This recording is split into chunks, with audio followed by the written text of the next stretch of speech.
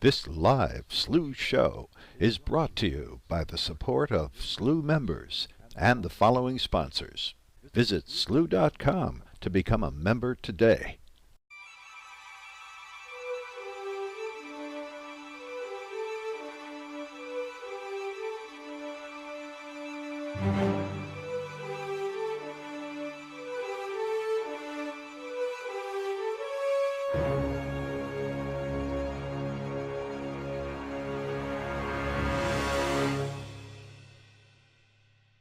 This live Slooh show is brought to you. Well, hi, everybody. This is Slooh. I'm Bob Berman, and we are beginning our full coverage of this extraordinary total lunar eclipse. You've heard the media hype. It's not just hype, it's really happening.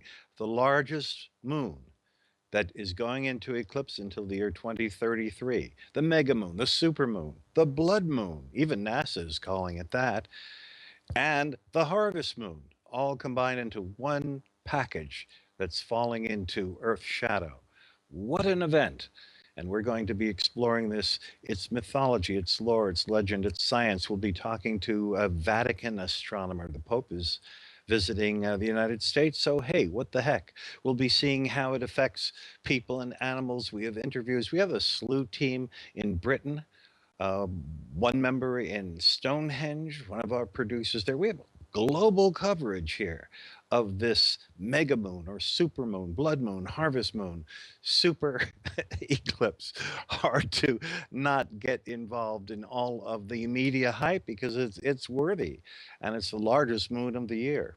Imagine that, just as the moon comes to its largest position of 2015, it goes into Earth shadow, and it's the night of the harvest moon. What does that mean? What is the harvest moon? What is all this stuff? Well, that's what we're going to be exploring tonight. Wow, we've got so much. And the eclipse itself, there's a initial part that really can't be seen very readily, where the moon goes into our penumbral shadow. That's the part where the sun is partially blocked for anyone who lives on the moon, namely no one currently. If the astronauts were still there, they'd see this. And then the actual umbral eclipse begins at almost 7 minutes after 9 o'clock Eastern time. This is widely seen. Western Europe, most of Europe, our Canary Islands main telescope here at Slooh, the entire United States. Wow, what an eclipse. Are we going to see it? I mean, we have so many feed partners, we have so many telescopes trained at this. Of course, we're going to see it. Even if one was clouded out, we would use another one. You're not going to miss that. We'll have different magnifications. We're going to be watching the changes in coloration. But one thing we do want to know is what kind of weather hand have we been dealt? And to answer that question, we have our own meteorologists on board. Fortunately for us, we have Scott Sutherland of the Weather Network. Those of you in Canada know, of course, what that is. That's the equivalent of the Weather Channel in the United States. And Scott is also an expert on the weird effects that our atmosphere has on the moon. So we're going to be joining him again when the eclipse is just about fully underway and see what weird, strange effects, colorations, and other things to look for and that are actually happening. But first things first, let's find out about the weather in the various places that the eclipse is happening. Hey, Scott, thank you for being here. Hey, Bob, no problem at all. Glad to be here. And so, did we get lucky or not lucky tonight? Plenty of people are getting really lucky with this particular eclipse. Just looking at North America, there's one band of cloud coming down over northern Ontario and northern Quebec. So anybody in Thunder Bay may have a little bit of difficulty seeing this particular eclipse.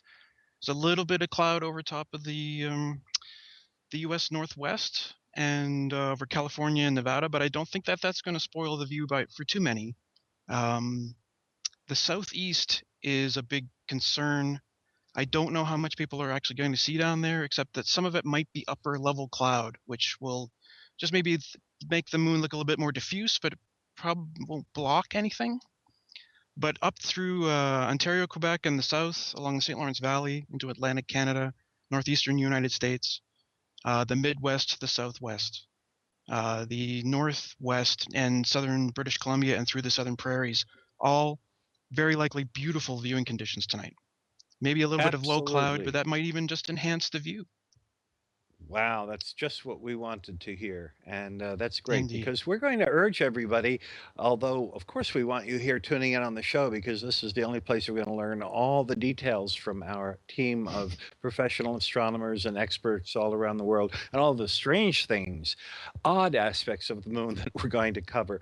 But at the same time, we want you to go out at some point, look up at the sky, and let it in, take it in, see it yourself. So, this is good news from Scott that the weather looks like in most of the places for this eclipse is going to cooperate. What about in Europe? What about our European Slooh members? What have they got in store? Now in Europe, it looks like Ireland and northern UK, Dublin, Glasgow, Edinburgh, probably not going to have a good view of this. They're most likely already overcast. Now, in the central parts of the UK and the southern UK around London, Wales, they actually might have a pretty good view. I thought there was going to be some cloud moving in later in the night, but from what I'm seeing on their website, they seem to be actually fairly clear. So they might have a pretty good view. The rest of Western Europe looks like they're also very clear. Let me bring that up again. Yeah, here it is. And that's actually, yeah, very, very clear. Clearer than the previous forecast, I think. So everywhere that the eclipse will be visible there, I think they'll have pretty good viewing conditions. Maybe northern Italy might not, but I'm not sure how much they would see of this at all anyway. So they can tune in to Slooh to watch it. Great. And speaking of Slooh, one of our main Slooh observatories in the Canary Islands off the coast of Africa looks like we may be in good conditions as well. Am I seeing correctly? And Yeah, there it the is. Canary We're Islands looking look at a they're live in a image fairly from clear that spot there. observatory right It's now. only down further to the south along the coast that seems to have a lot of the cloud. Okay, and yeah, you can see it actually in the lower left part of the image. You can see some clouds low in the sky. And that bright thing, it looks like the sun. The sky looks blue. If you didn't know better, you'd say, hey, why are we bringing you an image of the sun? But no, this is a wide field, all sky view of the moon. That's the moon itself. Of course, the observatory, which you can see parts of in the foreground, is zooming in on the moon. So we're going to be watching this eclipse in various kinds of magnification. And so far, so good. We've got great clear weather for it. And Scott, so glad that you're on the ball there, bringing us global forecasting for this event. And we're going to return to you later on in the show when we talk about how our atmosphere is affecting the Earth shadow hitting the moon. I know Earth shadow tapers like a chopstick. It gets narrower and narrower, but it's still bigger than the moon by the time the moon ventures into it.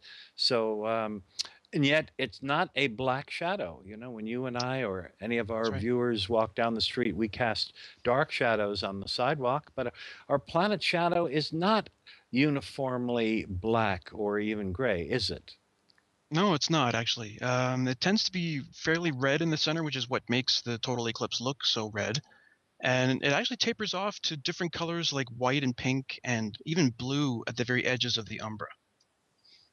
All right, so we're going to be looking Yeah. for that as the moon goes into our umbral shadow. Interesting. The moon at Yeah. 250,000 miles away is the only celestial object in the universe that is close enough to go into our main shadow, our umbral shadow. So we're going to see that happen tonight. Of course, there has to be a perfect lineup with the sun and the moon and the planet Earth. And the fact that this lineup is happening just as the moon reaches the closest point to Earth in the entire year, this is extraordinary. This does not happen very often. And so this is a very special eclipse.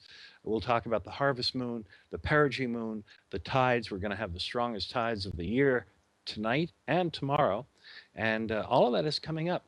But first, we'll send you back to another part of this program, and I'll be with you again, and so will Scott a little bit later on in the show. This is all live. We're bringing this to you in real time, so stand by. I'll be back with you in a little bit.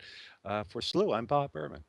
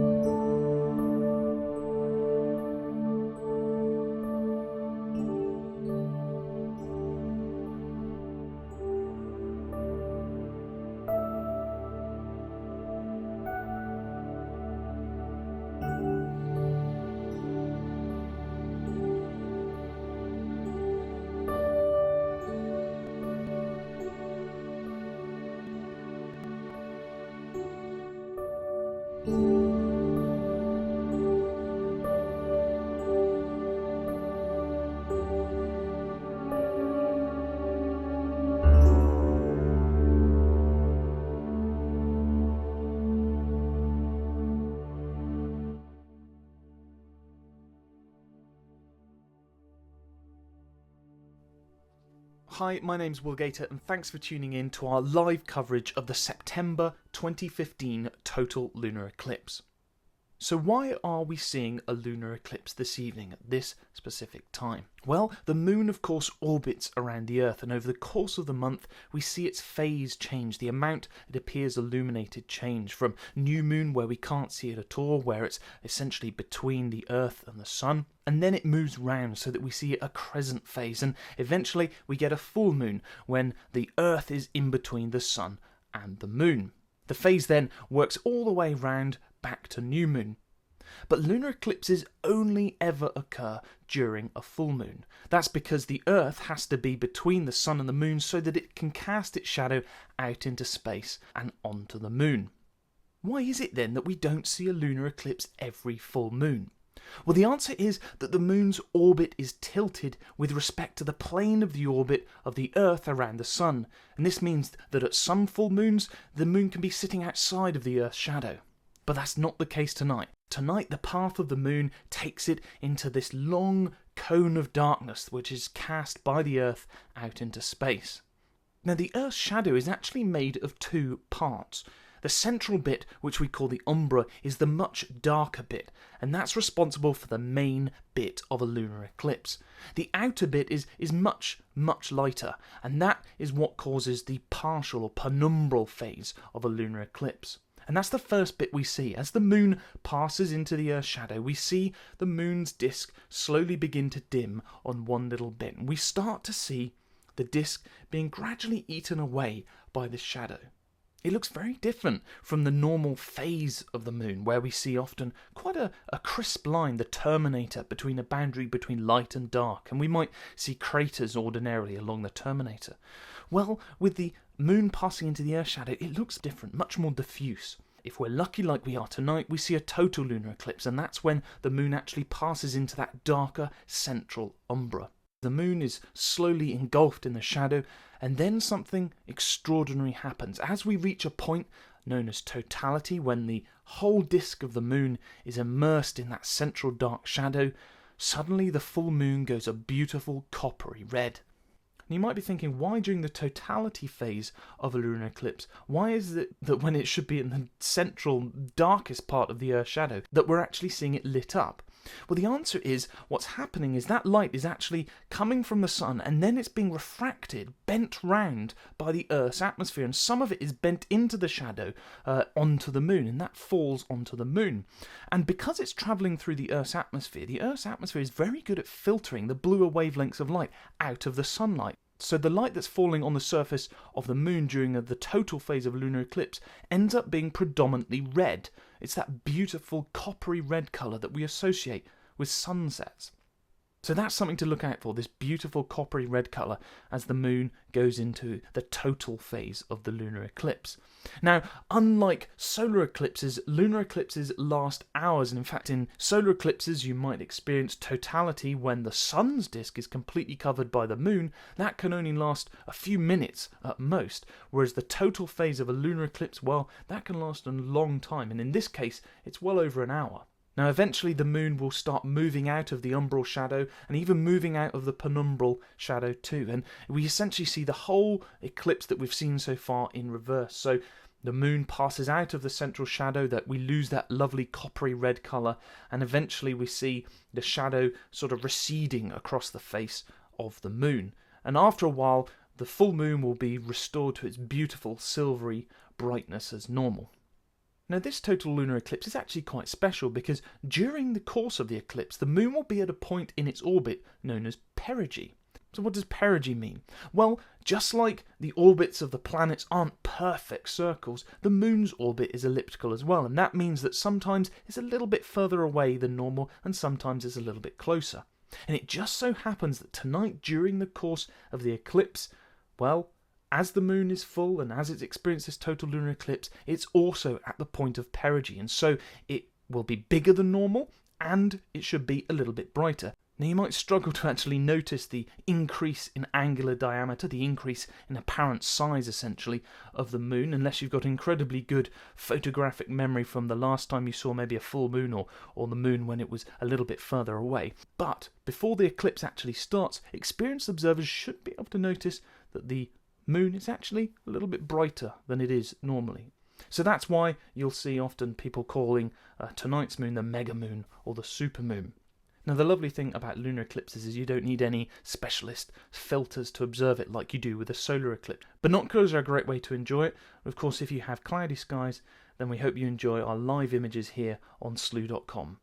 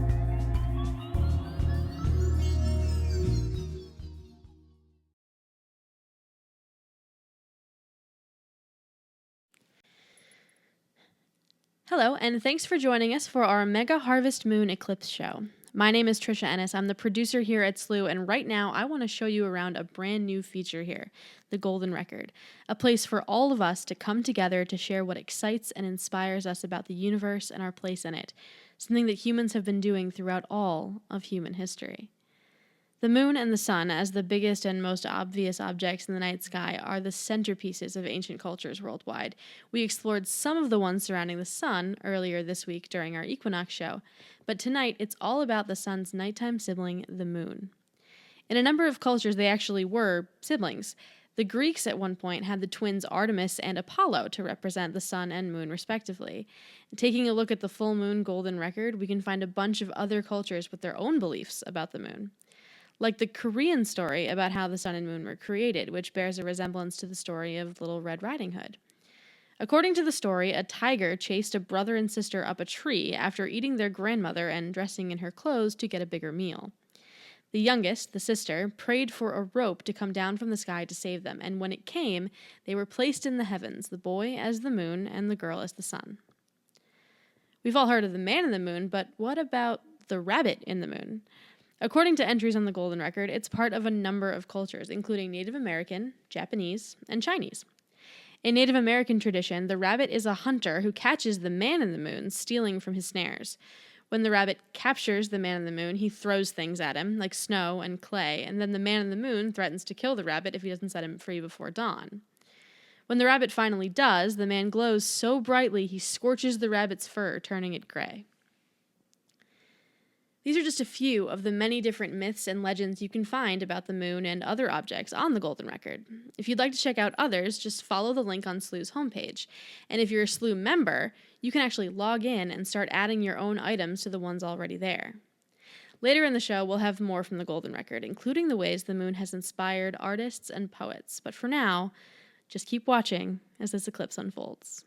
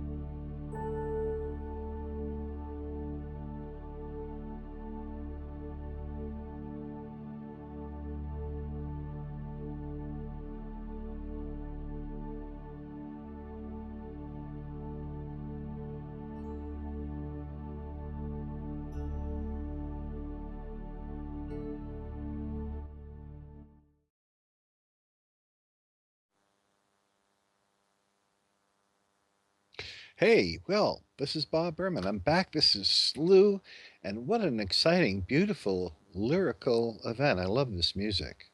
I'm not the producer here, so I didn't put that music in, but wow, it sounds so celestial, so dreamy, and so appropriate for this, the rarest eclipse that we've had in, well, since the 1980s, early 1980s, and we're not going to have again until 2033, when the biggest moon of the year, the moment that it's at its biggest, that's coming up in less than an hour now, happens just at the harvest moon and just as it goes into eclipse. A blood moon, a supermoon, a mega moon.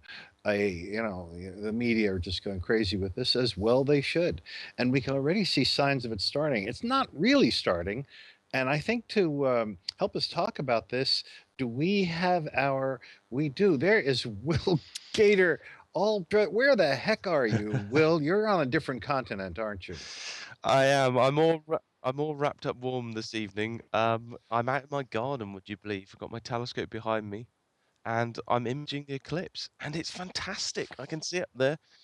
In fact, the northwest limb is really dim. Just since I've been, talking to Trisha, our producer, it's really started to dim.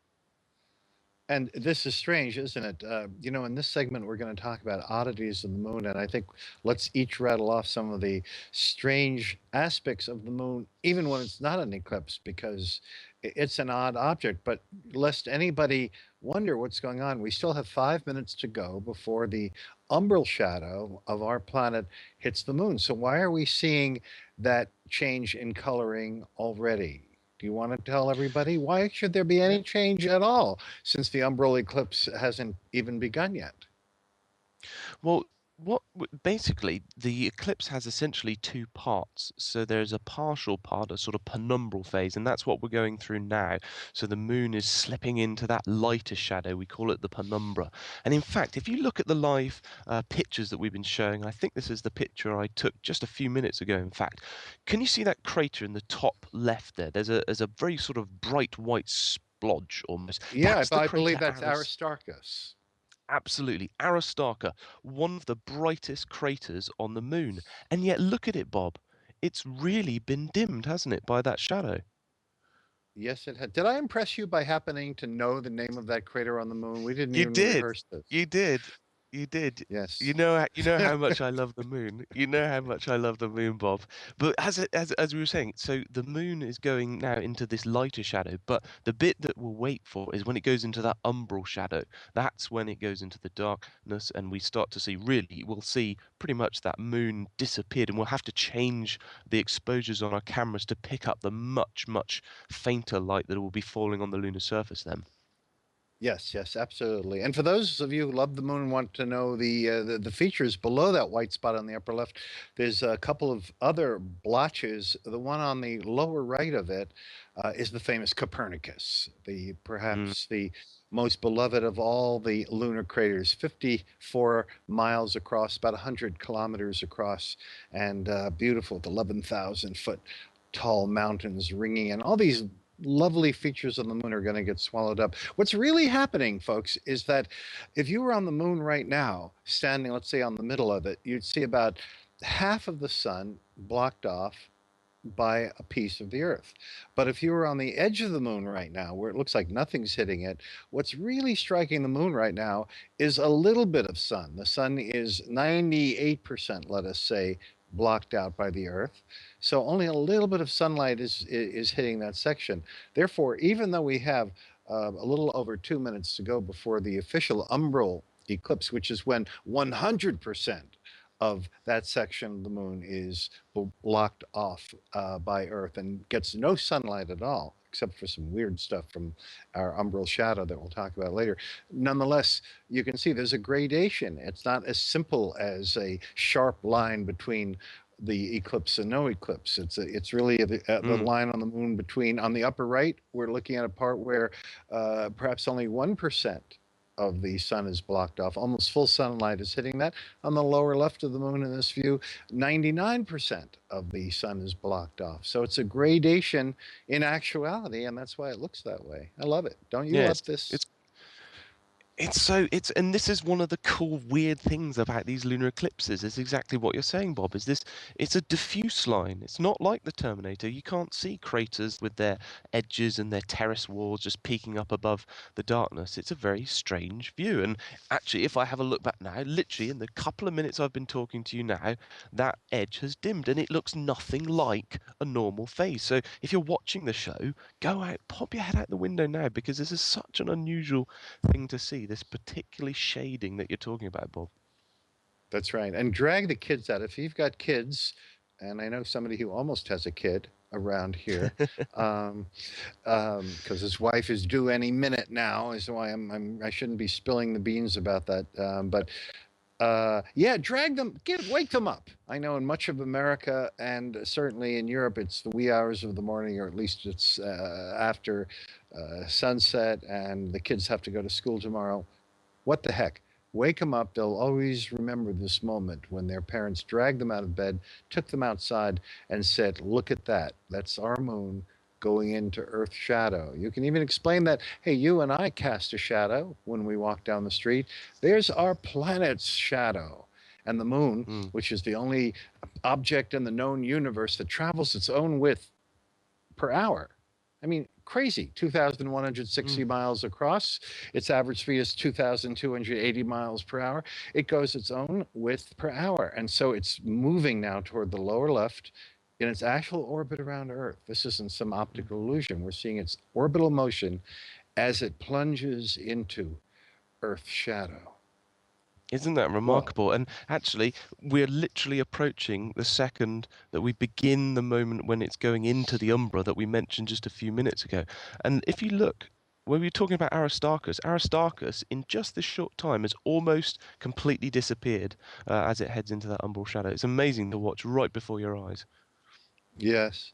Some people are a little, I won't say appalled, but a little surprised that the edge of the shadow is not sharp. Now, if you've ever been to a total solar eclipse, very few have, you see the sharp edge of the moon's shadow blocking out the sun, and it's razor sharp edges and very fine bits of detail. Not here, Yeah. because No. again, the edge of the Earth's shadow is a fuzzy thing. It has to be, because it's really the borderline between where the moon is 99% eclipsed and where it's 100% eclipsed. And you go another 100 miles away from that on the moon surface, and it's 98, 97, 96% eclipse. So expect that as this eclipse. Now that the umbral eclipse is underway. Umbral eclipse means that now in the upper left, if you're standing on the moon, you have no sun at all. Only Earth's shadow is striking the moon. And so the official partial eclipse, the umbral eclipse, has begun. Yeah, it's a great moment. It's extraordinary, not just to see in the live pictures, but you can go out now and actually see this moment as it's really starting to descend into that darkness. You've actually now properly lost the top left corner, haven't we, of the moon there? Yes, yes. People wonder, how does this differ from the phases of the moon? I'm always surprised that there's a number of people who think that the ordinary crescent moon is only a crescent because it's partially in Earth's shadow. And they think that a half moon is half in Earth's shadow every month. And of course, that's not true. The moon is actually casting its shadow on itself. It's a curved body, and half of it is in sunlight, half of it is in darkness at a given time. But now we're actually seeing phases that don't look like your normal phases of the moon. So if you like the weird, the unusual, the odd, if you'll pay for that by going to the strangest movies that you can find because you like to see something you haven't seen before, again, bring your friends, call your friends, girlfriend, lovers, kids, parents even. Drag them out for this thing, because here it goes. It's underway. And you talk about weird and unusual things. For me, it's got to be that moment when the moon is deep in the heart of the Earth's shadow, and yet it shows these beautiful colors. I mean, why is that? It's that beautiful thing, that the same reason why our skies are blue, and this weird combination of that effect and the fact that the Earth's atmosphere bends the light. I just think that's incredible. I know you're going to talk loads more about it later on the show when it actually happens, but that to me is one of the real magical things of a lunar eclipse. You're so right, Will. And you know, in a way, it's already happening because Earth casts a reddish shadow. Now, there's no way around it, and yet you look at the upper left, either with your eye right now, if you're going outside, or at our Slooh telescope live views of the moon, and the shadow looks black.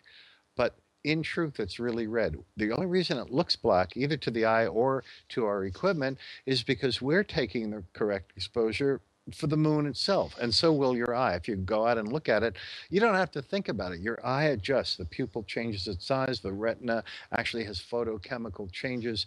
And your eye adjusts to capture the correct exposure for the moon. And since the moon is still mostly in sunlight, either with film, with CCDs, with our telescope now, or with your eye, the correct exposure for the moon means that you have to stop down that shadow part. So we're Mm. underexposing it. Our eyes underexpose it, and here at Slooh, we're underexposing the shadow. We could do it. We could change the exposure and bring you the true red color of Earth's shadow even now. But to do that, we'd have to so overexpose the sunlit part of the moon that it would be just burnt out and blurry and it wouldn't look clear anymore. So we're always doing the correct exposure to capture the best view. And to do that, it's underexposing the shadow. But there'll come a time later in the eclipse, I think around 10 o'clock Eastern time, another half an hour or so from now, when so little of the moon will remain that its brightness will be low enough that the correct exposure for your eye and for our equipment will open up the exposure enough to show the red color of the shadow. And one of Mm. the weird, interesting parts of the eclipse is what is the moment when we distinctly see the true reddish color, what the media calls the blood moon? When will the blood moon start appearing? And we're going to We be need watching for that. we need a name for it, don't we, Bob? We were discussing that the other day. We need a name like we have when a solar eclipse. We have that beautiful moment, the diamond ring and Bailey's beads, which herald the beginning of totality. I think maybe some Slooh viewers can give their Let's opinions, ideas on the hashtag. the hemogenesis. How's that? Yes, I like it. I like it. Hemogenesis. We're waiting for, well, let's be the first to start using that. We're waiting for the hemogenesis, the moment when the moon turns red, when the shadow turns red. Meantime, look at that moon continuing to rush into the shadow. The speed of the moon, to about 2,280 miles per hour, not terribly fast as such things go. Earth travels at 66,000 miles per hour. If you're in the part of the world that uses the metric system, which is essentially everywhere except for the United States, think of Earth going about 100,000 kilometers per hour, a little over that, and the moon moving a mere 3,700 um, kilometers per hour, much slower, but it's fast enough to move its own width per hour. And then that means that in 1 hour, it'll go from having just touched the moon's edge to being fully immersed. And if you look at the eclipse timings, sure enough, this partial eclipse began at, I'll use Eastern time for the moment, at about 9:07, and the total part begins at 10:11, just 1 hour and 4 minutes later. So it all makes sense. It's great for things to make sense in the universe. Certainly, there's enough chaos here on Earth. And that's one of the great things about astronomy. It's all very clockwork, tick tock, logical, sensible. You can count on it. Yeah, absolutely can. That's the beauty of it. So, weird things about the moon. You know, in this segment, let's just each give a favorite strange thing about the moon since the eclipse is so odd. I'll go first. I think my favorite thing is that when the moon is struck by a large meteor, or when it got hit by a descent stage, an unused descent stage in the Apollo mission, it started shaking like a giant gong. It rang for as much as 2.5 hours without stopping.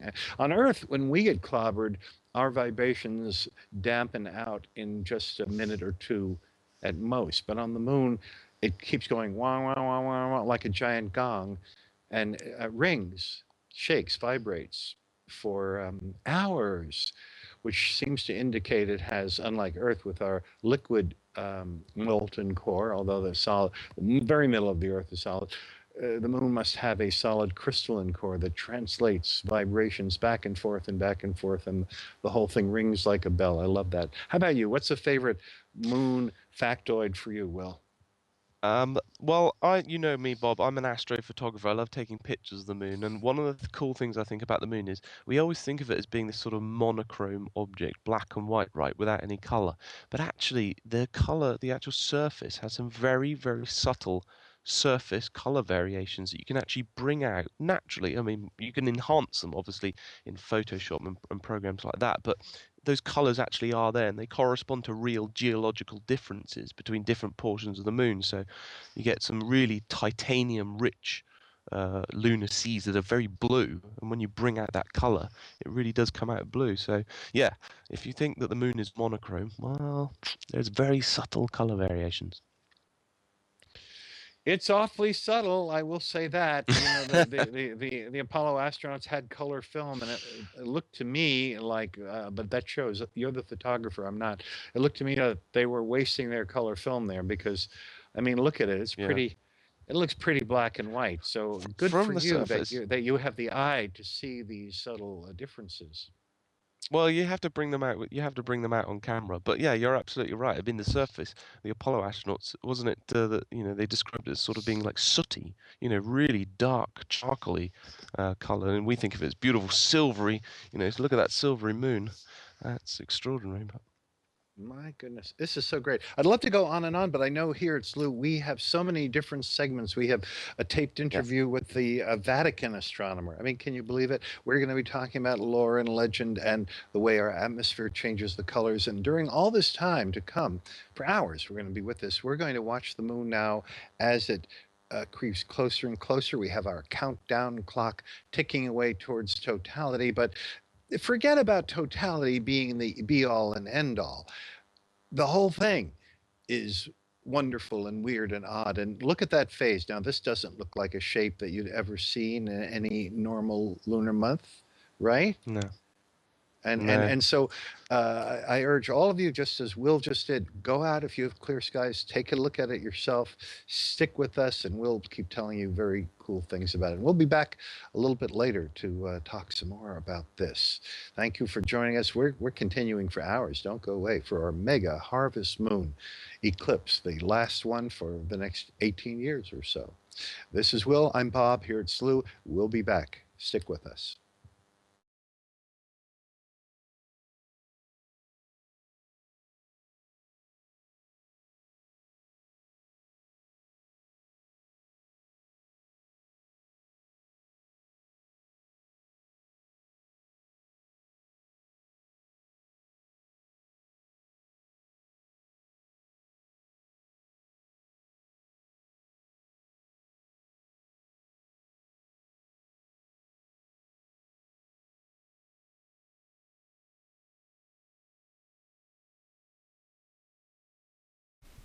Hi, Bob Berman back with you here on our special total lunar eclipse night. Wow, special night.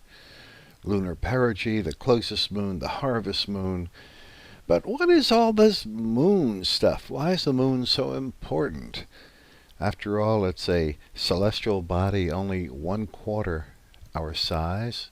It's really geologically dead. It has no life. It has no air. Other than the fact that it's nearby, only 250,000 miles away. Certainly we can think of many celestial objects that are more interesting. So why does it have all of this historical and scientific and cultural importance? Well, there's a lot of things. Everything since discovery of that it came about by an object colliding with Earth about 4 billion years ago. That bam, the combination of this Mars-sized object and our own planet produced the moon. We've had it, and it's slowly been spiraling away ever since then, at the rate of about 1.5 inches a year, slowly leaving us. So it's getting smaller and smaller in our sky.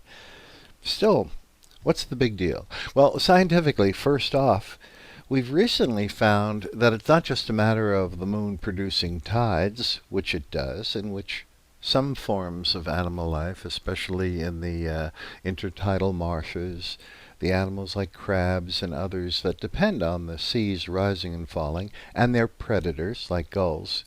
Beyond that, it turns out that all life on Earth would have probably been impossible without the moon. That's because the moon stabilizes Earth's axial tilt. Right now we're tilted about 23.5 degrees. And it's been calculated that without the moon, we would slowly undergo wild changes in where our tilt points, so that we would sometimes be pointed directly toward the sun, which would make everything too hot for many thousands of years at a time. It would be broiling. Life could not exist. But with the moon, that tilt stays at very nearly 23.5 degrees. It only gets more than that or less than that by about 2 degrees. So it stabilizes our conditions and probably allows life to exist in the first place. So the moon's absolutely vital. And maybe all the different cultures and civilizations through the ages not only sense that, but, well, one thing for sure is they knew about the tides. When the moon is full, as it is tonight, or new, it lines up with the sun. Even though the lunar tides by themselves are more than twice as powerful as the sun's, the two can either subtract from each other or add to each other. Tonight, when it's full, they add to each other, producing spring tides, which has nothing to do with the season of spring. It just means that the waters come up higher. The highs are higher, the lows are lower. It's as if it's all springing out at us, or maybe springing like a water spring on the earth. More water is what is the result of that. So the moon is totally important in terms of that, and regulates this kind of life. And the ancients all knew that. They also had this fascination with the moon because of its brilliance in the night sky. Although, to tell you the truth, it's less bright than most people imagine. Let me test you out on that. If you were to be asked, what is the difference between sunlight and moonlight? How many times brighter is a sunlit scene than the same scenery at night lit up by the full moon? What would you say? Do you think sunlight is 100 times greater than moonlight? 1,000 times? Very few people would guess that it's 450,000 times. About 500,000 times fainter than sunlight. And the reason we don't perceive that is because there are photochemical changes in our eyes. It's not just the changing pupils of our eyes, but the retinas themselves change their sensitivity. So we don't really perceive this huge difference in brightness between the sun and the moon. Nonetheless, the moon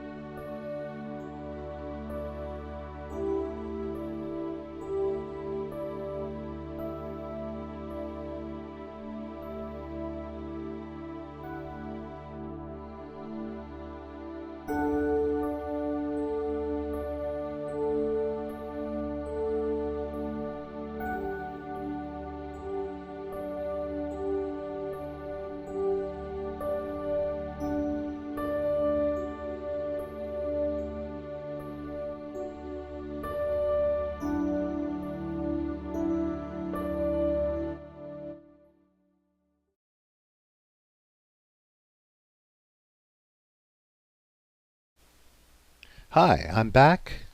This is Bob Urban, and this is Slooh for our great lunar total eclipse. And right now I'd like to talk to you about whether the world is coming to an end, because there's a lot of web traffic and a lot of reasons that people think it is. And it is a pretty amazing night, what's happening tonight. I mean, think about it. It's the harvest moon and the closest approach of the moon of the entire year. At the moment the eclipse is happening, the moon is turning color. It's a tetrad. There's Bible references that are involved. I mean, there's all sorts of things that are making some people afraid of what's going on. So let's talk about that. You know, it's not just moons that cause it. For some reason in the astronomy world, we have all sorts of end of the world Armageddon type experiences almost every year. Some people think there's a hidden planet named Nibiru that's on a collision course and it's going to collide today during the eclipse. Others think it's later this year or next year, but you'll see a lot on the web about that. In truth, no, NASA and the world's astronomers are not hiding some cataclysm. I've been connected with astronomy all my life, and I can tell you that these are blabbermouths. Astronomers would never keep anything hidden. They couldn't if there was something actually happening. Also, if there's a planet really on a collision course with us, it would already be noticeable because at this point it would be close enough to be seen in the sky by everyone. So that's not happening, and the yearly asteroids that come close to us are comets that are visible every few years, and all of these end of the world things. I mean, haven't we learned by now? They don't happen. But this event is a little different because this lunar eclipse is a confluence of so many different things happening at once. The closest moon of the year, the largest moon, the harvest moon, what's called a mega moon, all occurring at once, and something called a tetrad that we'll get to in a few minutes. But let's start with what the media are labeling this, and that is the blood moon. They've been calling total lunar eclipses blood moons for a few years, and there's a little bit of truth behind it because the moon is turning a ruddy color, reddish. In reality, though, the color is more like a penny. It's coppery or orange, more orange than red. If your blood ever turns the color of tonight's eclipse moon, you should go to the emergency room because that's not a good sign. The real drama comes in because that illusion, that term blood moon, feeds into some Bible passages such as Revelations 6:12, where it says, "And I beheld when he had opened the sixth seal, and lo, there was a great earthquake, and the sun became black as sackcloth of hair, and the moon became as blood." Or Joel 2:31, which says, "The sun shall be turned into darkness, and the moon into blood, before the great and the terrible day of the Lord come." So that suggests doomsday, Armageddon.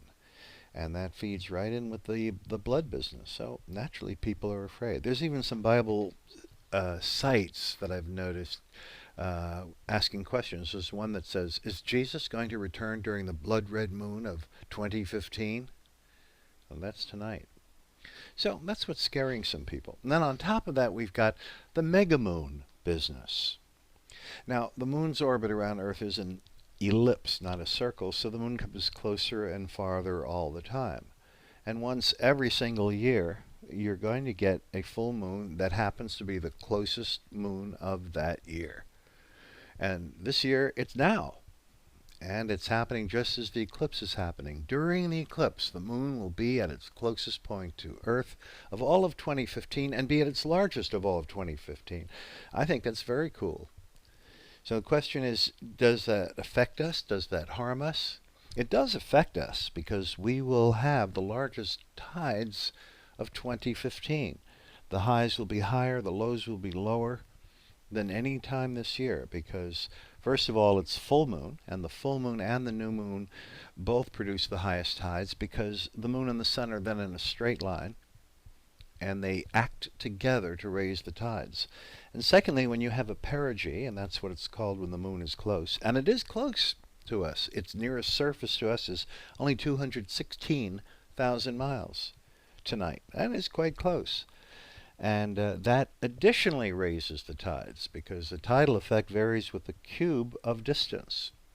Some places like the Bay of Fundy in Canada and Nova Scotia are even more susceptible to the moons coming closer and further than it is to the new moon and the full moon. So the combination of those two, yeah, we're going to have tides, so it really will affect us.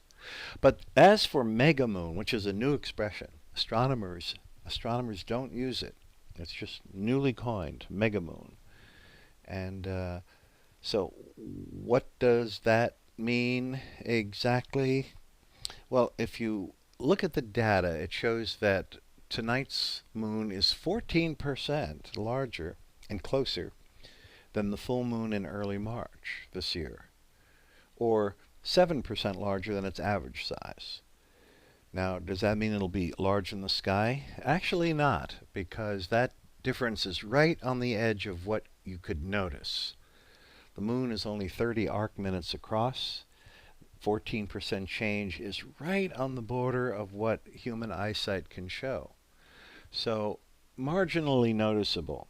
What you will see is if you watch it rise. If you've already seen it rise or in your place where you can watch it rise, like on the West Coast, for example, California, Oregon, Washington, the moon is rising already eclipsed tonight. So it will be low when you see it, especially in the early parts of the eclipse.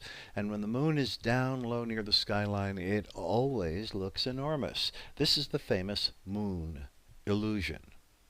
All objects in the sky near the horizon look large. Even constellations like Orion or the Big Dipper look huge when they're low. And this is caused by the psychological effect of knowing, as we do without thinking about it, that anything near the horizon is far away.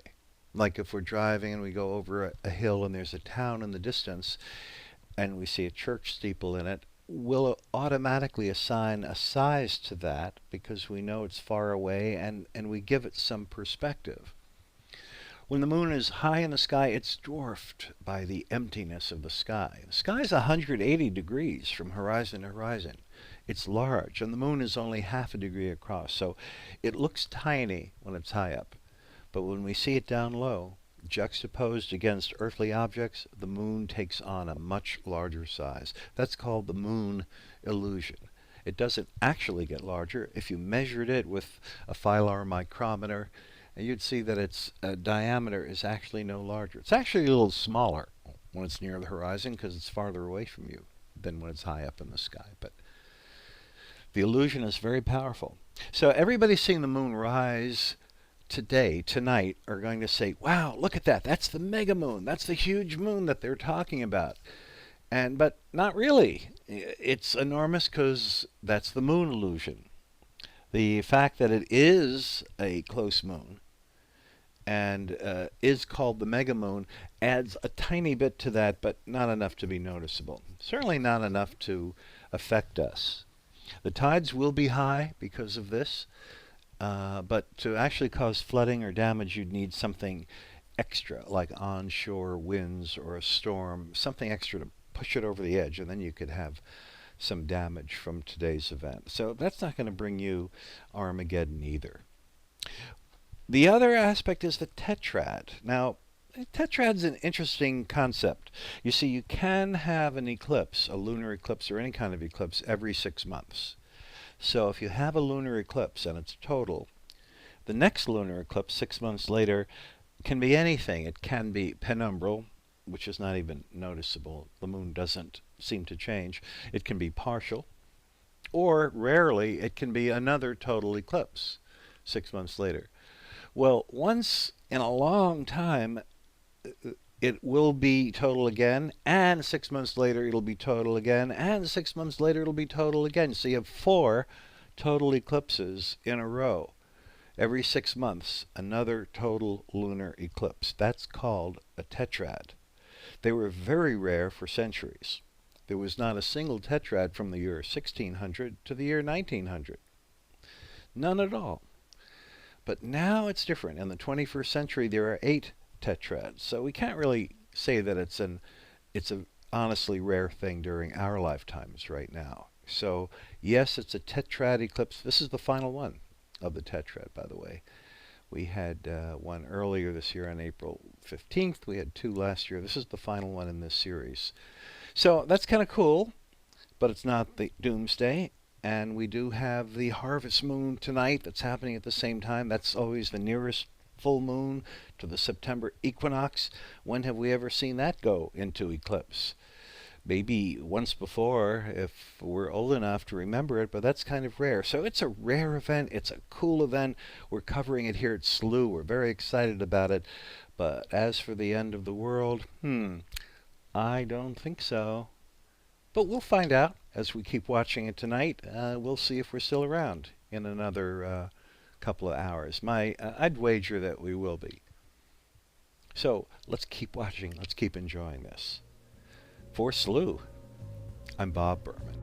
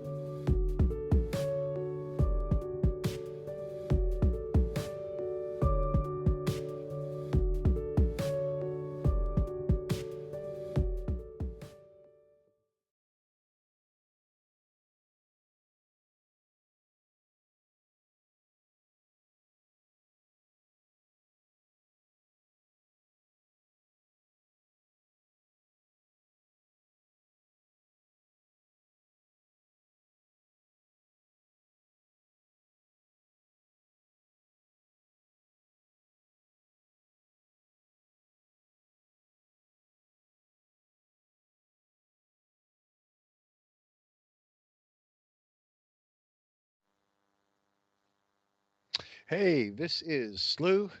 I'm Bob Berman, back with you live. Well, the whole thing is live. Everything we are seeing is in real time. We are watching the blood moon. We've reached hemogenesis, the start of the blood part of the moon, the red part of the moon.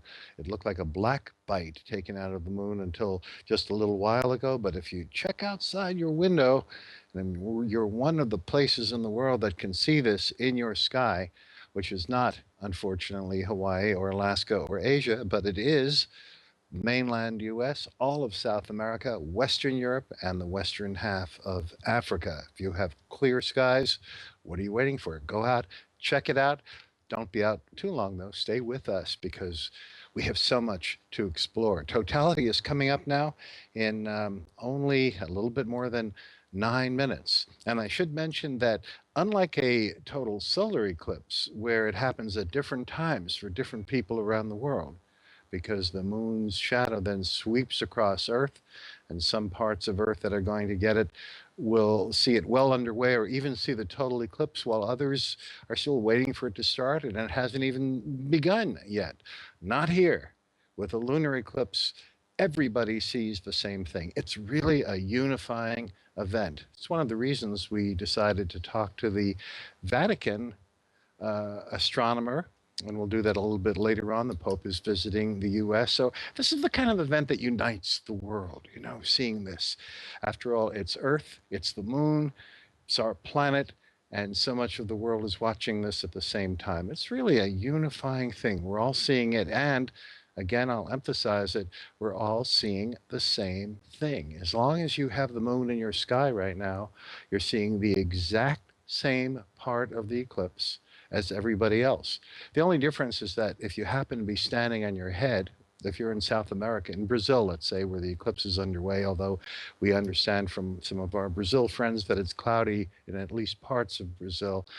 But if you're in the clear, you'll see the moon in a different orientation because you're, of course, upside down relative to people here in the northern hemisphere. So that's the only difference. But the moon, other than that, the stage of the eclipse will be identical. And as we approach totality, we want to bring back our friend Scott from the Weather Network. This is Canada's equivalent of the Weather Channel in the United States. And Scott is an expert, not just on meteorology. He's been keeping it in check and hopefully keeping the clouds away, when he's doing a good job of that for most of us. But Scott, we're also going to talk about these odd so-called edge effects caused by the fact that the redness is not uniform. It's odd, it's uneven, it's caused by our atmosphere. What's up with that? What's going on here?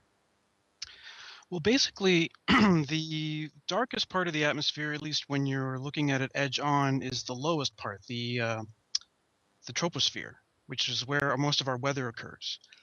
And if you look at this edge on, like say from the International Space Station, and their views of it, you can see this quite often, is that it's red at the bottom, and then there's a sort of a whitish pink layer in the middle, and then it goes off to blue at the top. And exactly right there on the screen.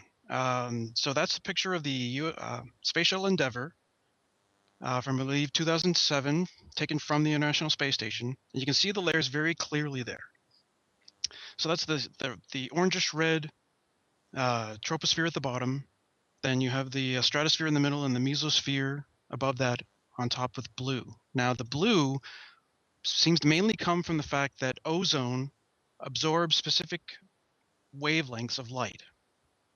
And so it will pick out the reds, and so you'll only get the blue coming through when you're looking at it edge on like that. And as the light filters through the atmosphere, because the globe is curved, this acts like a lens, and all of that light gets beamed into the umbra, because the umbra itself is just a dark blank patch of light because the Earth is physically blocking the sun.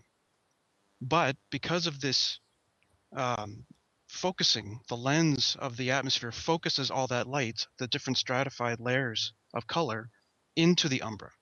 And the very center of it turns into a big circle of reddish orange, coppery color, as you mentioned.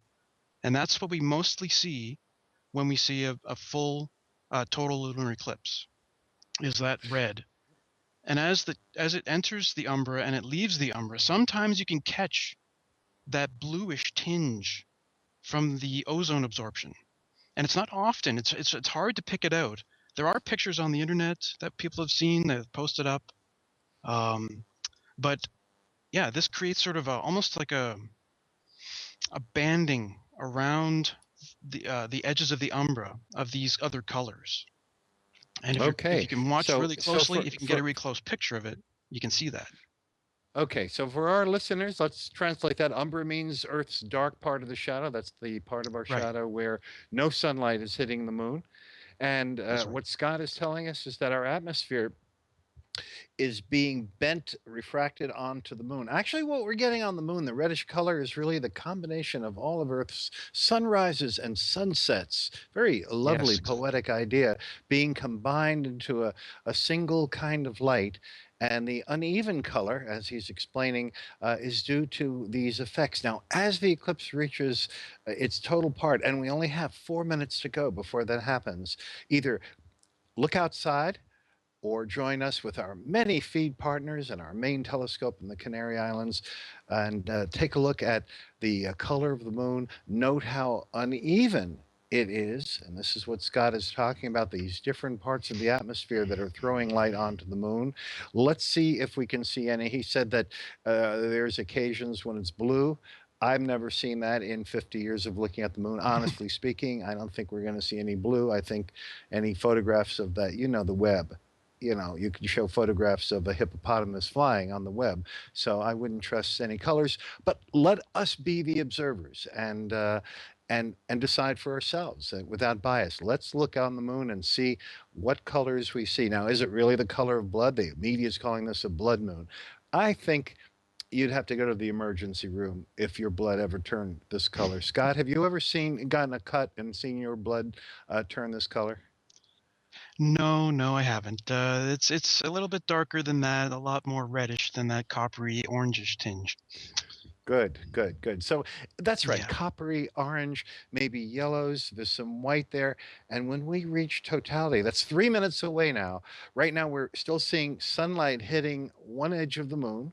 And you can look for yourself when you're outside. This looks so weird. It doesn't look like any kind of lunar phase. It doesn't look like a normal crescent moon. It looks like a little spot of sunlight, and all the rest of the moon is uneven because it's getting different degrees of depth into the umbra. The moon, in fact, in this particular eclipse, the moon is not passing centrally into Earth's shadow, but will be on the south edge of the shadow. So we expect, and correct me if I'm wrong here, Scott, that the top of the moon, the northern edge of the moon, will be the darkest. That'll be most centrally in the Yes. umbra. The bottom should be That's the right. lightest, maybe yellow, maybe different colors. Plus, it's going to change as the eclipse goes on because once the moon is fully in our shadow, it's going to stay there for I think an hour and 13 minutes. So, and it's going to start 2 minutes from now. So, why don't you help guide us a little bit on these final 2 minutes of sunlight? What are you seeing now that the rest of us should be paying attention to? Well, this view of the moon from the United Kingdom is actually a really good one because it's very close up. And it's, again, really hard to see these things because, I mean, we're just looking at the contrast between the very, very bright little edge of the moon on the bottom there and the rest of it, which is getting darker. But if you really focus on the part that's right on the edge of that brightness, you can almost catch a bluish tinge. It's very hard to detect. I mean, it may even be something I'm just seeing because I've looked at other pictures and seen it, No, no, but I see that too. I see that too. it's Absolutely, very, that very looks faint, bluish. but it's there I, I, I almost. I think it's You very can tell. distinct, but the question is if you Yeah, were looking at the moon directly yourself or with binoculars and not using any right. photographic techniques, would it look blue? That would really be the question. There's Yeah, not much it left would of the probably moon. We're take down to using a the last telescope one as they're minute now. using it here in the UK to get a very, very close up view of it, because otherwise it would just be too much of a contrast, too distant away to really see that for yourself just with the naked eye. Yes, yes. And now we've got just seconds left. The moon traveling at 2,280 miles an hour. That's several times the speed of sound. It's even faster than the Concorde used to fly. And at that orbital speed around Earth, carrying it around in 27 and a third days roughly. It's about to pass into our shadow. Now we only have 30 seconds left, and then the eclipse will be fully immersed in our umbral shadow. And at that point, what we see is a big function of the kind of exposure that we give it. Now, we have a number of feed partners along with our giant Slooh telescopes. So look at this view, for example. In this view, where the exposure is a little different so that you can't even see any trace of reddishness. Whereas if you went outside and looked at the moon right now, I can assure you, because I just did that a few minutes ago, the moon looks red. How about you, where you are, Scott, in Canada? Do you have a moon in your sky, or is it cloudy? Unfortunately, a lot of cloud moved into southern Ontario, and so we're only seeing it in little tiny breaks between those, and we're hoping for a slightly larger break to come in, hopefully during totality, so that we can see the red moon in its full. But it's dicey at the moment, unfortunately. And we've got it. We've diced it up. We've reached hemogenesis, the moment of the blood moon's beginning. Actually, we've been seeing it looking red, of course, as we've approached totality, but here we are. We have reached totality. Look at that yummy, scrumptious unevenness in the lighting on the moon. And this is something that is not an artifact. If you go out and look at the moon yourself, if you have clear skies, and we urge you here at Slooh to glance up, even use binoculars, and see for yourself this great uneven lighting on the moon. It looks like it's not totally eclipsed. It looks as if part of the moon is still receiving full sunlight, but it is not. So why don't you explain to us again how the different parts of the atmosphere are producing this unevenness, Scott? Well, basically, it's due to the density of the atmosphere at the different levels. So down in the troposphere, it's the densest part of the atmosphere, thickest part, and so there's more molecules of air in the way as the sunlight passes through, that it gets scattered more. And since light scatters starting at the blues and going towards the longest wavelengths, the only ones to really make it out the other side and get focused into the umbra are the oranges and the reds and the infrared, if that makes it through as well. Then after that, the higher up, there's less air there, less molecules, more light gets through. But as you go a little bit higher, that's when the ozone starts to actually capture some of those wavelengths and completely strip them out. And so that's when you get that Wow. blue color that can creep in on the edges. That is so cool. And ladies, Yeah. women listening to that, aren't you turned on by a guy like Scott who uses words like wavelength and atmospheric density and infrared? I mean, isn't that cool? By the way, look close to the moon on the left side. You might see a single star. And in real life, the stars are now emerging. We had a night that you would not have seen the Milky Way with the light of the full moon. That does the same thing that big city lights do, destroys it. Hey, look at our live all sky view. Oh, this is so breathtaking. I'm so excited to That's see this. beautiful. This is our view from the main observatory. A number, of course, Slooh has a number of main observatories, but this is the one on the Canary Islands. And before, do you remember at the start of the show, those of you who were with us from the beginning, we saw the moon so bright that it made the background sky blue. It looked like a daytime sky. And now all the faint stars have come out. There's the moon being rather overexposed in this view so that we could get these faint stars, but there's even a hint of the Milky Way. And if you stepped out, if you live in the country right now, away from the lights of a big city, you'll actually see the Milky Way.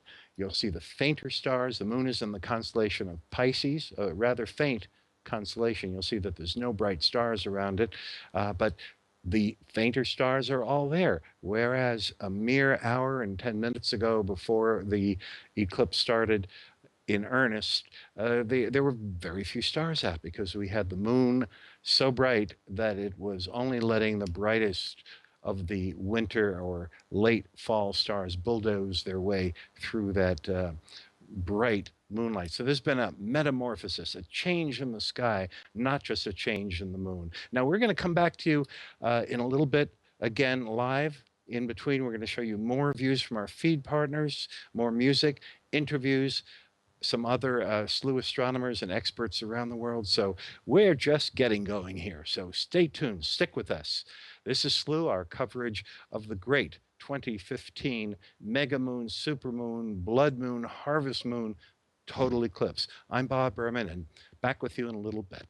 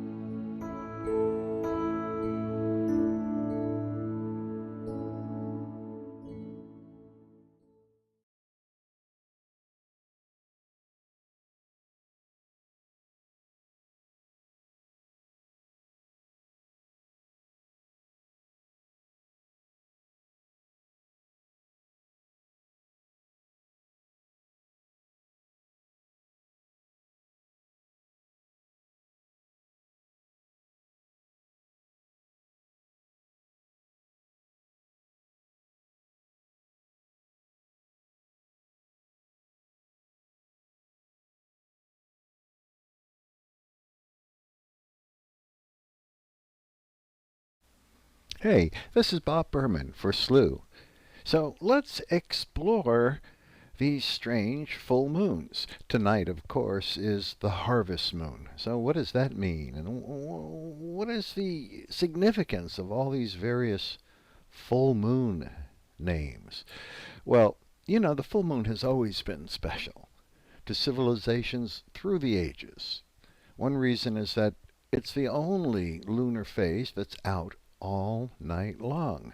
It rises at sunset, it's at its highest around midnight, and it sets at sunrise. So it gives its light throughout the night. And on top of that, it's round. And the circle was considered the perfect shape to many early civilizations through the centuries. The size of the full moon produces another surprise. Its disk is much smaller than we commonly imagine or remember. If I were to ask you to put a value on the moon's dimensions, like how many would it take if you were going to pile them up one on top of another, starting at the horizon until you reach the overhead point, how many moons do you think it would take to stack up and go from the skyline to the zenith? Take a guess. Most people guess 30 or 50, and very few would come up with the right answer, which is 180. In other words, the moon is only a half a degree, so 180 reaches the 90 degrees that goes from the horizon to straight overhead. So the moon is actually much smaller than we remember it to be. If you wanted to completely stack the sky, pack it up with moons, it would take 105,000 moons. And none of us would guess that. In other words, the moon is much, much smaller than we perceive it to be or remember it to be. Now, for thousands of years, observers have been baffled by all sorts of lunar puzzles and paradoxes, mostly surrounding the full moon. And this happened long before Galileo aimed his first telescope at the moon in 1610.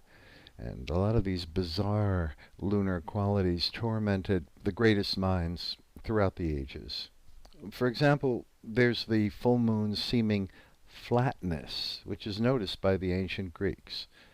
Whenever a ball, a sphere, is illuminated straight on by a light source, its center appears much brighter than the edges. Try it yourself with a ball or an orange and a flashlight. This routine effect is caused by the light being more direct and intense at the ball's center, plus the fact that only the middle of a ball is perpendicular to you and reflects more light straight back at your eyes. So the edges of a sphere always look darker, and you probably did this in drawing class, as a way to create a sense of three-dimensionality. This is such a common experience, it's a big part of what makes any globe seem three-dimensional. But the ancient Greeks noticed that, as bizarre as it seems, the full moon completely lacks this dimensionality. It seems perfectly evenly lit, as two-dimensional as a dinner plate. It looks like it's painted onto the sky.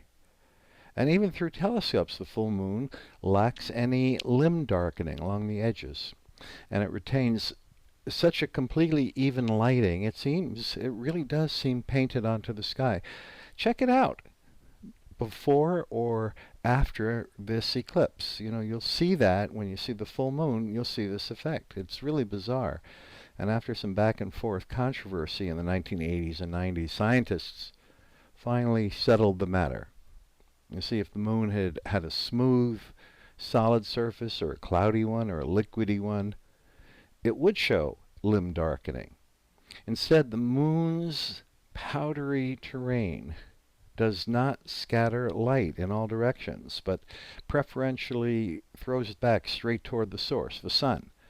So at full moon, when you're aligned with the sun, you're looking at the moon in the same direction the sun is, so sunlight comes straight back towards all people on Earth, and it lights up the moon straight on. So the light bounces directly back toward the sun and toward us, because we're in the same direction, evenly from the entire disk, like one of those highway signs. So see it for yourself, look for it, and then compare it any other time of the month to the non-full moon, which does have dimensionality. So full moons are special, and since there's 12 or 13 of them each year, it might be tempting to name each one. The Native American tribes did that. Most of them had names for the January full moon, for the February full moon, but somehow the names never stuck. Still, sometimes on TV you'll hear an announcer say that this coming Saturday it's the strawberry moon. But they don't tell you that no astronomer calls it that, and that's not listed in any book. And neither did any other tribe, except for the Algonquins, or the Apaches, or whichever tribe gave it that name. So, no, only 2 full moons have official names. There's the harvest moon, that's the one tonight, which doesn't look any different from any other full moon. People think the harvest moon is bigger or smaller or redder or something, but it isn't. The only thing special about the harvest moon, which is the full moon closest to the September equinox, is that the harvest moon rises at around the same time every night. So starting a couple of nights before the harvest moon, when the moon is almost full, instead of coming up about an hour later each night, the way the full moon normally does, the moon comes up only 20 or 25 minutes later each night. So the moon rises at more or less the same time, night after night after night, centered on the harvest moon. That's the whole special thing, and it is special. So you picture the busy farmer trying to complete his or her harvesting tasks and running out of daylight and getting frantic, and now the full moon, or nearly full moon, rises at that same time, sunset. Remember, the full moon always rises at sunset, to add welcome additional light. So that's why we call it the harvest moon. A month later, there's the hunter's moon. That's the other full moon that has an official name, which is defined as the next full moon after the harvest moon. And it has the same effect, more or less, of rising at pretty much the same time, night after night. Not quite as dramatic as the harvest moon, but almost. So those are the only full moons that have names. One of them is the harvest moon tonight. So the media, I guess desperate for extra moons to name, have a few others. One popular one is the blue moon, a phrase that only came about in the 20th century, and it really is defined, and it's pretty much accepted worldwide now. The blue moon is the second full moon in the same calendar month. Now, since the moon's period of phases from full moon to the next full moon is 29.5 days, and since all months except for February have at least 30, if not 31 days, it means that if there's a full moon on the first of the month, or even probably on the second day of the month, there'll be another full moon at the very end of the month, and that second full moon is called a blue moon. It's not that rare. We say once in a blue moon to suggest great rarity, but a full moon happens every 2.5 years on average. Another moon that's just recently starting to be added to our vocabulary is the mega moon. This is kind of a media thing because, again, astronomers don't use that term. And it's applied to a large moon. Because of its elliptical orbit, the moon can come closer and farther away, and every year there's got to be some full moon that's the largest full moon of the year. And so the media have started calling that a mega moon. And amazingly enough, that's also happening tonight. It's the closest full moon of the entire year tonight. So, of course, everyone's calling it a mega moon. In truth, it's only 14% larger than the smallest full moon, which was back in early March, and only 7% different from the average size of the moon, and you can't really see that in the sky. The moon really looks larger when it's near the horizon, when it's rising or setting, but other than that, you can't really tell the size difference. But on paper, at least, yes, this is the largest moon of the year, so it's the mega moon. So there you have it. There are the different full moon names: harvest moon, blue moon, mega moon, and all the rest. So enjoy it. Enjoy tonight's harvest moon. For Slooh, I'm Bob Berman.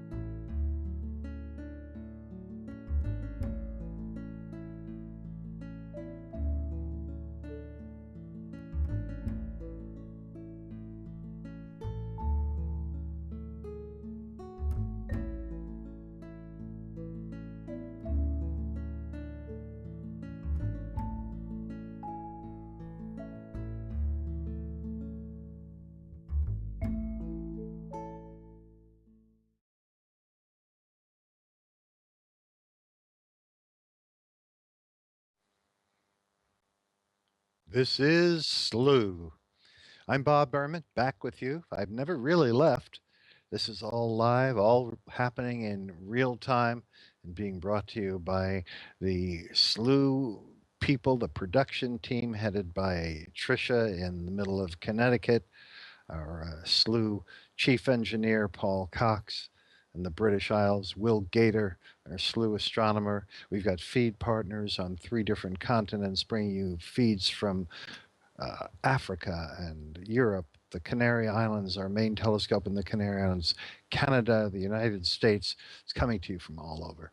And thank you to the entire team and all of you and all of our partners bringing you this event. And especially all of you viewers and listeners and Slooh members who are watching this. Use that tag, Slooh Eclipse, Slooh, Slooh Eclipse.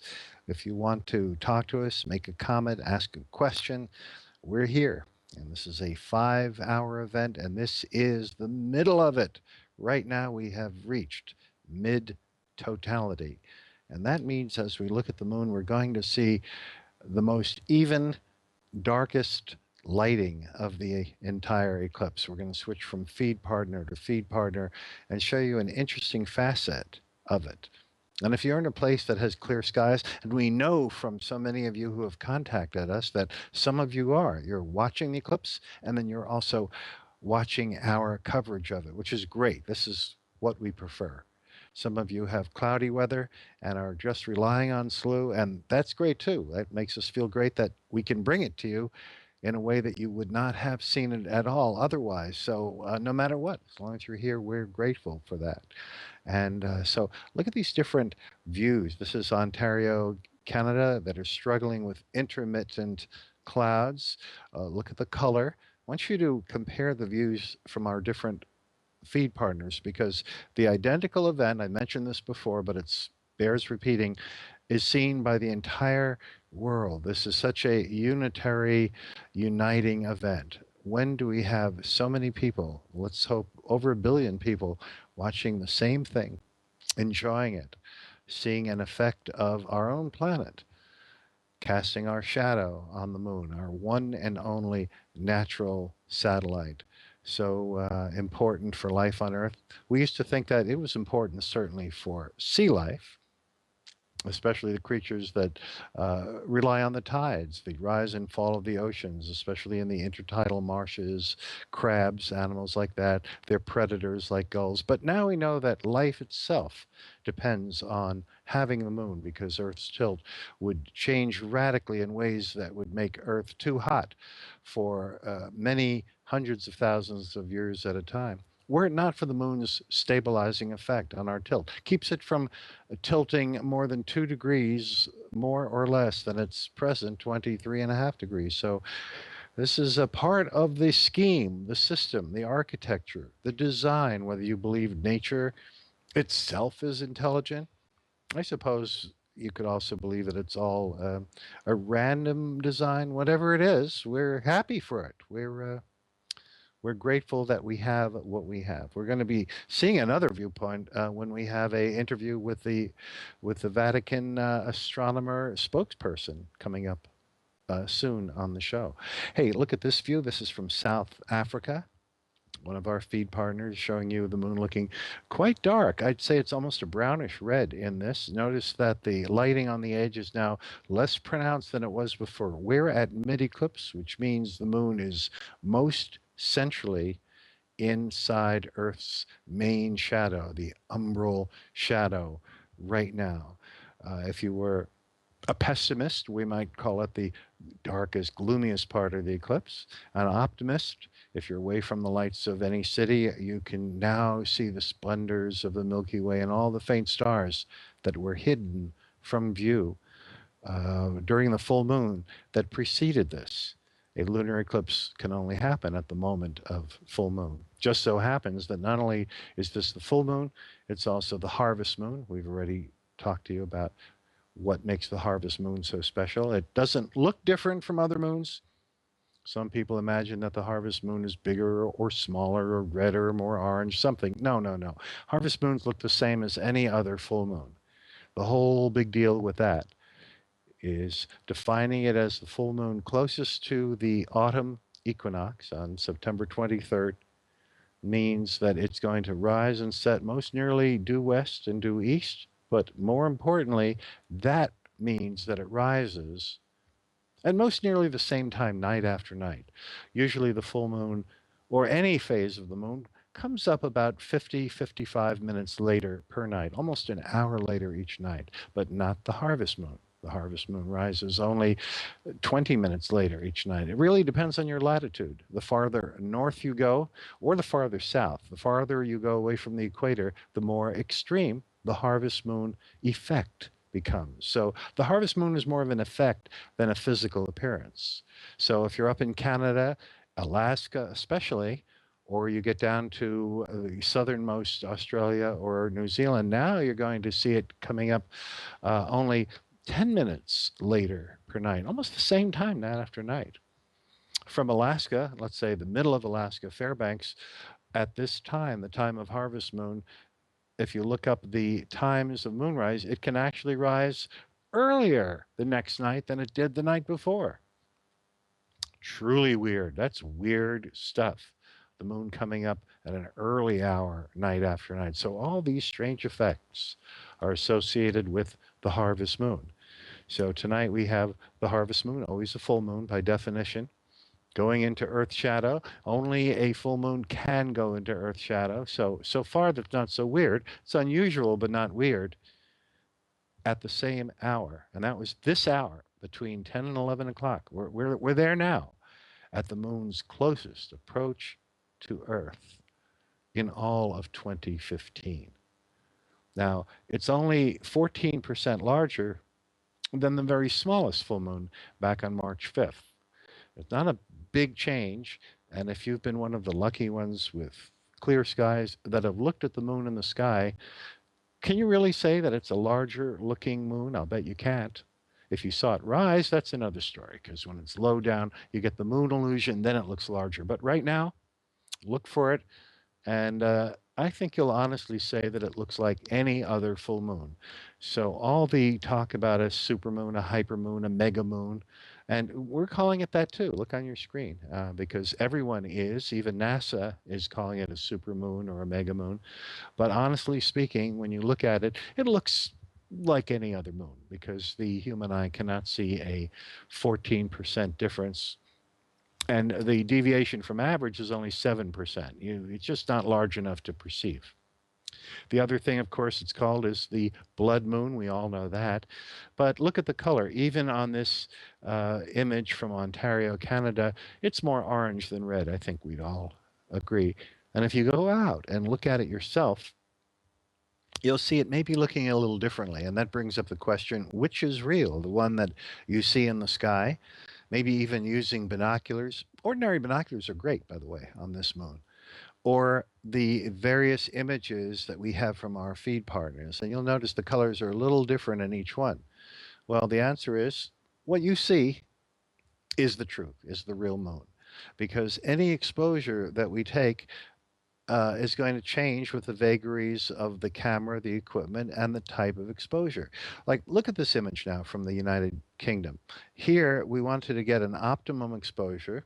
And we are grateful for the Basingstoke Astronomical Society bringing us these live images, all in real time. And notice it's maximally exposed to capture that redness on the limb of the moon, but that means the center of the moon is underexposed. Compare this to what you would see if you went outside right now, is you'd see the entire moon glowing with an orange color, with one edge looking brighter than the rest. That edge is the part of the moon that's farthest from the center of Earth's umbral shadow. Earth is just about 8,000 miles in diameter, and our shadow tapers smaller and smaller. And when it reaches the moon, 250,000 miles away, it has tapered to a size that's still quite a bit larger than the moon, but smaller than the original Earth. So because of that, it's about twice the diameter of the moon. So once the moon is in the shadow, it'll stay there for about a full hour, and that's what we're seeing. We're in totality. It's lasting for an hour and 13 minutes. We're in the mid part of that now, which means we're seeing the most even lighting on the moon, the least weird, the least deviation in color. Check it out yourself. As I say, if it's clear, look for the difference between the brightest and the dimmest part of the moon and tell us what you think about the color. How would you assess it? To our eyes here, I was just outside taking a look myself. I would say it looks orangey, coppery orange colored, not day glow like this image from Ontario, Canada.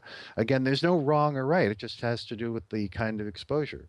It's certainly uneven lighting. We expected that.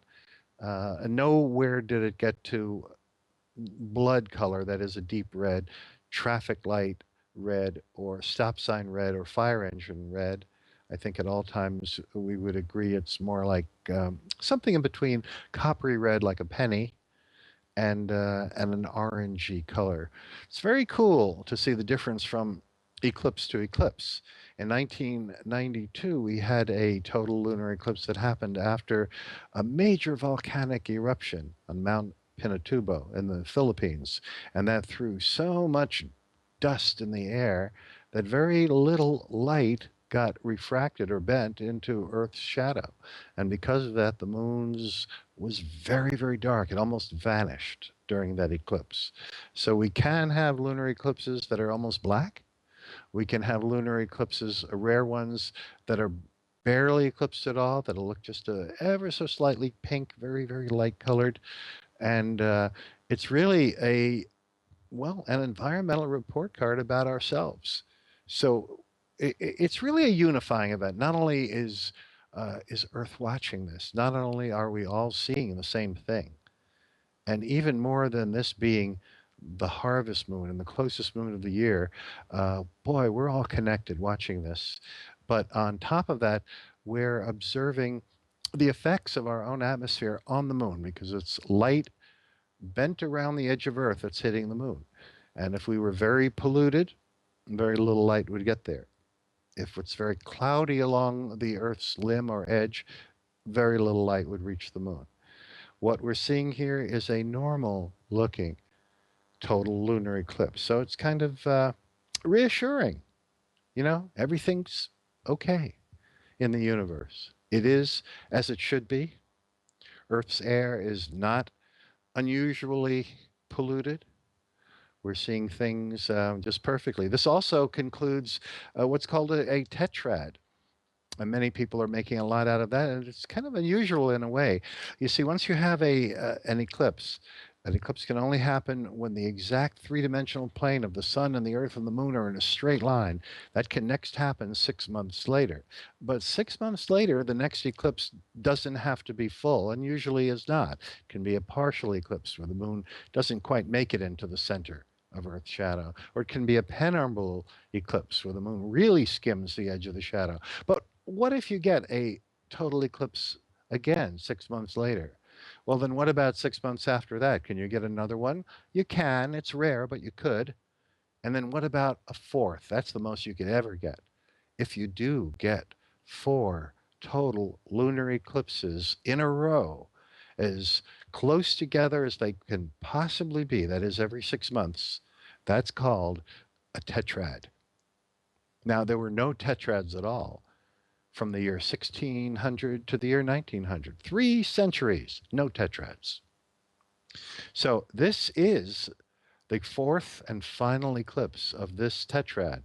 So if you put it into historical perspective, it's very rare. It's not just the mega moon, it's not just the harvest moon, it's not just the largest moon of the year that's going into eclipse, but it's also the final and, of course, most important member of the tetrad.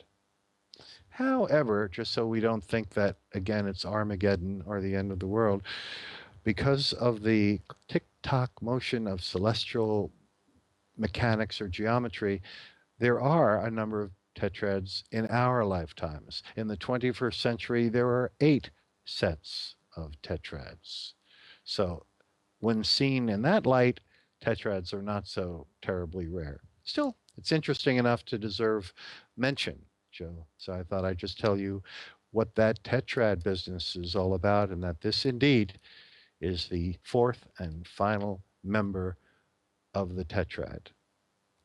I'm going to be back again. We're going to be exploring various aspects of the eclipse. We're going to come on with other Slooh astronomers. We'll have our interview and great music accompanying it. Please continue to send us hashtag Slooh Eclipse, comment, ask us questions, anything about that. We'll keep watching because totality still has a while to go. This is the deepest part of it, but we're going to watch it progress. It's very active, animated, alive kind of organic thing, this eclipse. So we're here. It's 5 hours of coverage, and so we're going to continue. I'll be back with you in a little bit. For Slooh, I'm Bob Berman.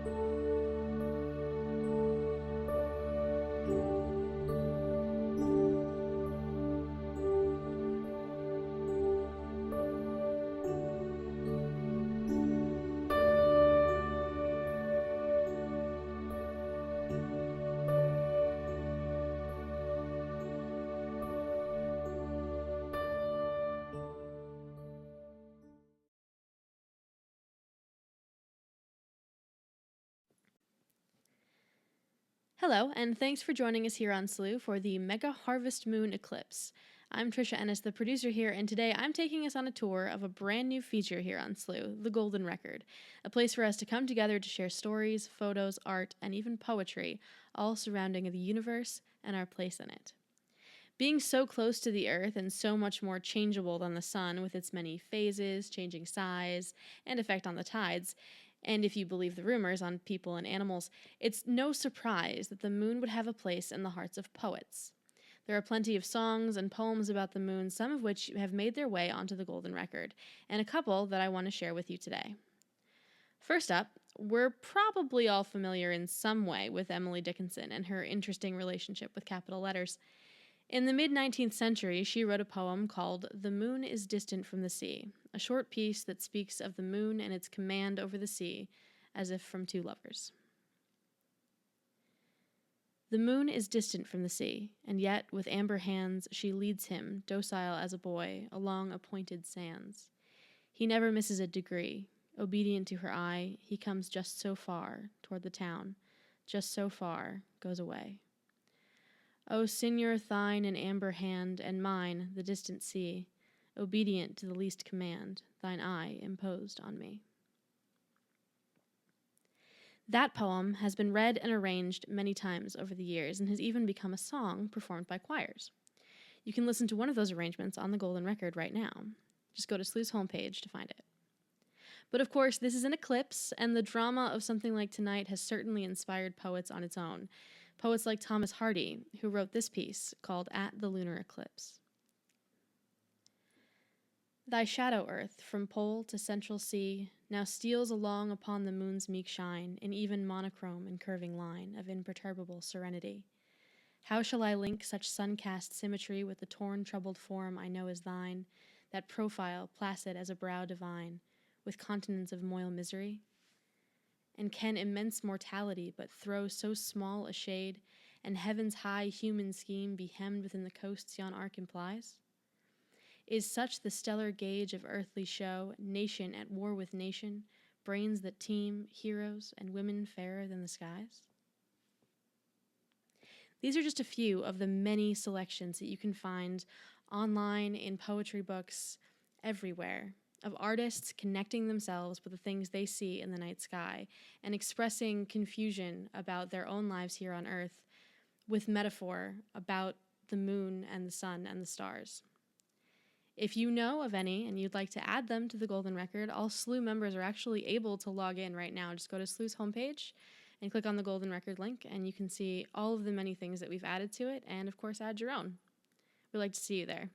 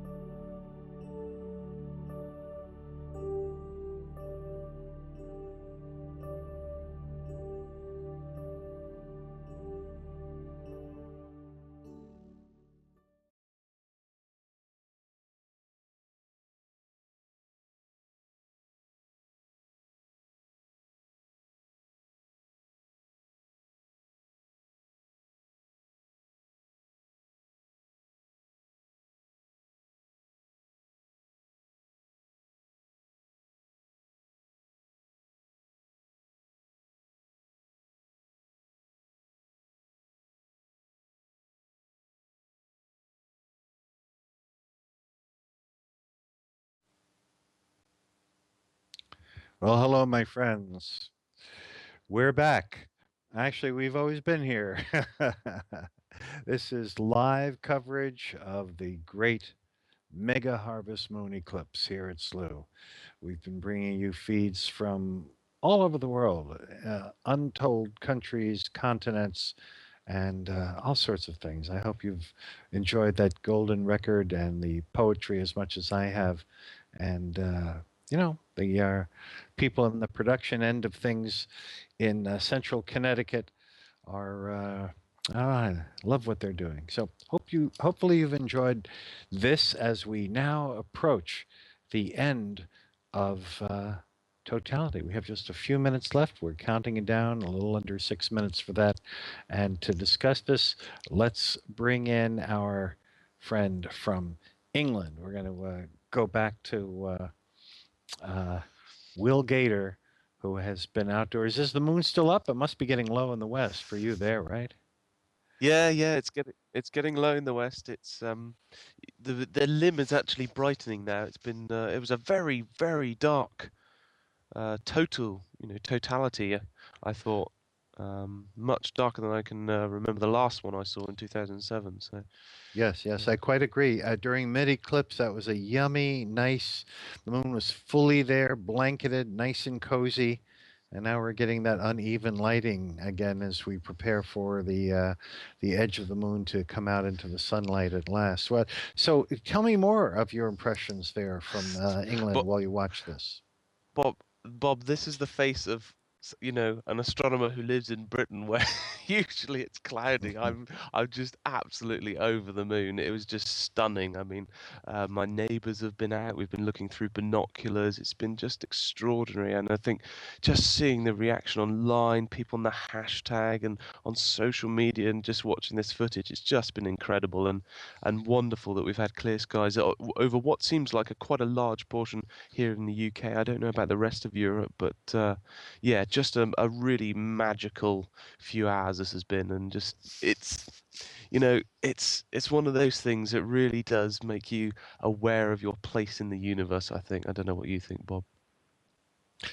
Oh, yeah, absolutely. I mean, you and I both know that a total solar eclipse, and Slooh brings them all to you, that requires expeditions to very small places of Earth. They are knock you backward event that brings tears to people's eyes and much harder to see, only lasts a few minutes. This is a lunar eclipse. Now, this is the vox populi of astronomy events because everyone who has the moon in their sky is seeing this. So, this is more of a unifying global, worldwide. Let's all dig this at the same moment together, regardless Yeah. of our time zones. So, yeah, I second what you say. Absolutely, it Mm. just feels great. Give me more impressions, Will. Um, I had a pair of 10 by 50 binoculars with me tonight, and I wasn't. I mean, we've already touched on the fact that it was a very dark eclipse, but I was basically stargazing around the constellation of Pisces. I mean, it was ridiculously dark. The Milky Way was. We had a little bit of thin cloud that came over at the beginning of totality, but actually, for most of the last bit of totality, very clear skies. The Milky Way very clear. I'm kicking myself now. I forgot to actually see if I could see Andromeda, the Andromeda galaxy with the naked eye. I meant to do that, but I was being preoccupied with getting some pictures. But oh yeah, it was just magical, and also some of the things that I don't know whether you got to see it or whether you saw it, but I was looking out for that classic turquoise edge, that the sort of blue edge that you sometimes get from stratospheric ozone. It absorbs red light, and you get this lovely sort of turquoisey edge. Didn't think I saw as strong as one as we have seen in previous years. I don't know what you thought. No, I didn't see that with the eye. No, I Mm, certainly didn't see that. Also, one has to be wary of that because remember the complementary color to red is blue or blue green. So when you're looking from the red part of the moon to the other, you have to be careful. Some old astronomy books list the companion of Antares as a green star. Now we mm, know there are no green stars. So why did these venerable astronomers see it as green? We know the answer. They looked at the main a member of the pair saw it as distinctly ruddy, and then when they turned their gaze to the white companion, they projected green onto it. So we always have to be careful with that. But yeah, no, I quite agree with your perception of this. Very, very nice eclipse. When we see a total solar eclipse, of course, totality, those precious few minutes, brings phenomena such as the corona going across the sky and other things. You look for other things other than Mm. that blacked out sun. You look for things around the sun and in the sky adjacent to it, like the corona. Well, Mm. usually in lunar totality, you don't think about that. You think about, well, No. you're going to look on the moon, you're going to look for the redness, you're going to look for the uneven lighting. But quite right. What Mm. you can do if you're not in a bright city is you can look for the surrounding stars and watch the magical transformation of the full moon night to a night where suddenly the beautiful, serene Milky Way and all the faint stars Mm. briefly have returned. And Yeah, lovely. it, Yeah, actually, hadn't really thought about it in that sort of way, but you're absolutely right, aren't you? I often think in total solar eclipses, there's that sort of the last 10 minutes before totality, you get that ethereal silver glow, don't you? Well, we sometimes you hear people talking about lunar eclipses being not quite as spectacular, but actually, it's quite something to see the full moon. When I started out this evening, all around me was bathed in the beautiful silver blue moonlight, and then of course it's not there, and I'm looking around now, and actually, it's not. It's dark here right now, apart from the lights I've got lighting me up. So, I think there is this drama if you know where to look, or you're willing to sort of go and seek it out. Well, that tells me, I've never been to your house, and since you're expecting a baby anytime, nor will I get invited probably because you'll have less of a guest room than you had before. But Yeah. this tells me you're not in. Well, I knew you're not in London, but you're not in an area that totally washes out the sky, are you? There. Not quite. I'm actually on the edge of a sort of suburban zone, but I'm quite lucky in that I actually look out over fields, farmland. So, yeah, there's no real major sort of direct sources of lights. All the street lights are hidden behind buildings. So, yeah, quite lucky in that respect. And here we are. The countdown to zero we've hit it. And now the total Mm. part of the eclipse is over. And that doesn't mean that it's inferior, because now we go through the real strange changes where the phases in reverse of what we had before, as the moon continues to creep half a degree per hour through the constellation of Pisces the fish. As it does so, it emerges from the shadow, but it also displays those strange looking shapes and lighting. And just look at this image that we have here. This is from New Hampshire in the United States. And there are some, granted, there have to be some artifacts in capturing such a great range of brightness. So we're looking from white on one end to almost red, you could say, on the upper left. It's still an orange red. It's not really a blood red or a stop sign red, but still it's close to red on the upper left, yellow in between. And so I'm interested in all of our Slooh members and observers around the world looking at the moon at this moment. What do you see? What is the range of strange lighting and strange shapes that you're actually seeing yourself? And how does it compare with these many Slooh partners and views that we're bringing you? Mm. Yeah, we was talking about the end of the umbral phase, the sort of the moon's sort of starting to peak out, and I'm looking around, and there's almost kind of like like a sort of diamond ring effect, that the moon is so dark on that right hand side. As I look at it, the bit that is actually sticking out is really quite pronounced. So maybe, what was the name you gave it, Bob? The hema something? A hemogenesis, that's the start, That's the it. beginning, the birth of the red part. But now this is the end of it. So now we need another Latin phrase for we'll look for when the red part is over. In other words, when Mm. our eyes, when our cameras, when our CCDs, in trying to capture the moon correctly, when there's so much moon that has returned, all bathed in sunlight, that the cameras have to be stopped down and we underexpose the red and it becomes black again. And maybe the name for that would be the onset of darkness.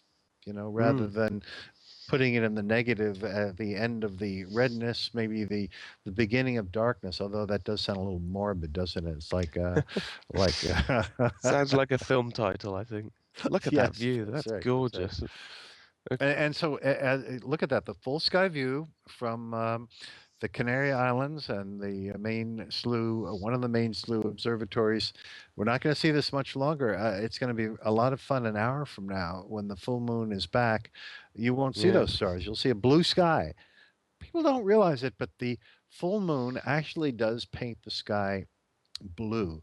We can perceive it as a dark blue to the eye, but when we use CCDs or film, it brightens it up like the daytime sky. So goodbye to Orion and the dog star to its lower left, and all these lovely stars and their lovely colors, true colors. This is showing you bringing you the all sky view in true color of the onset of the winter sky, very arguably the brightest part in all the heavens.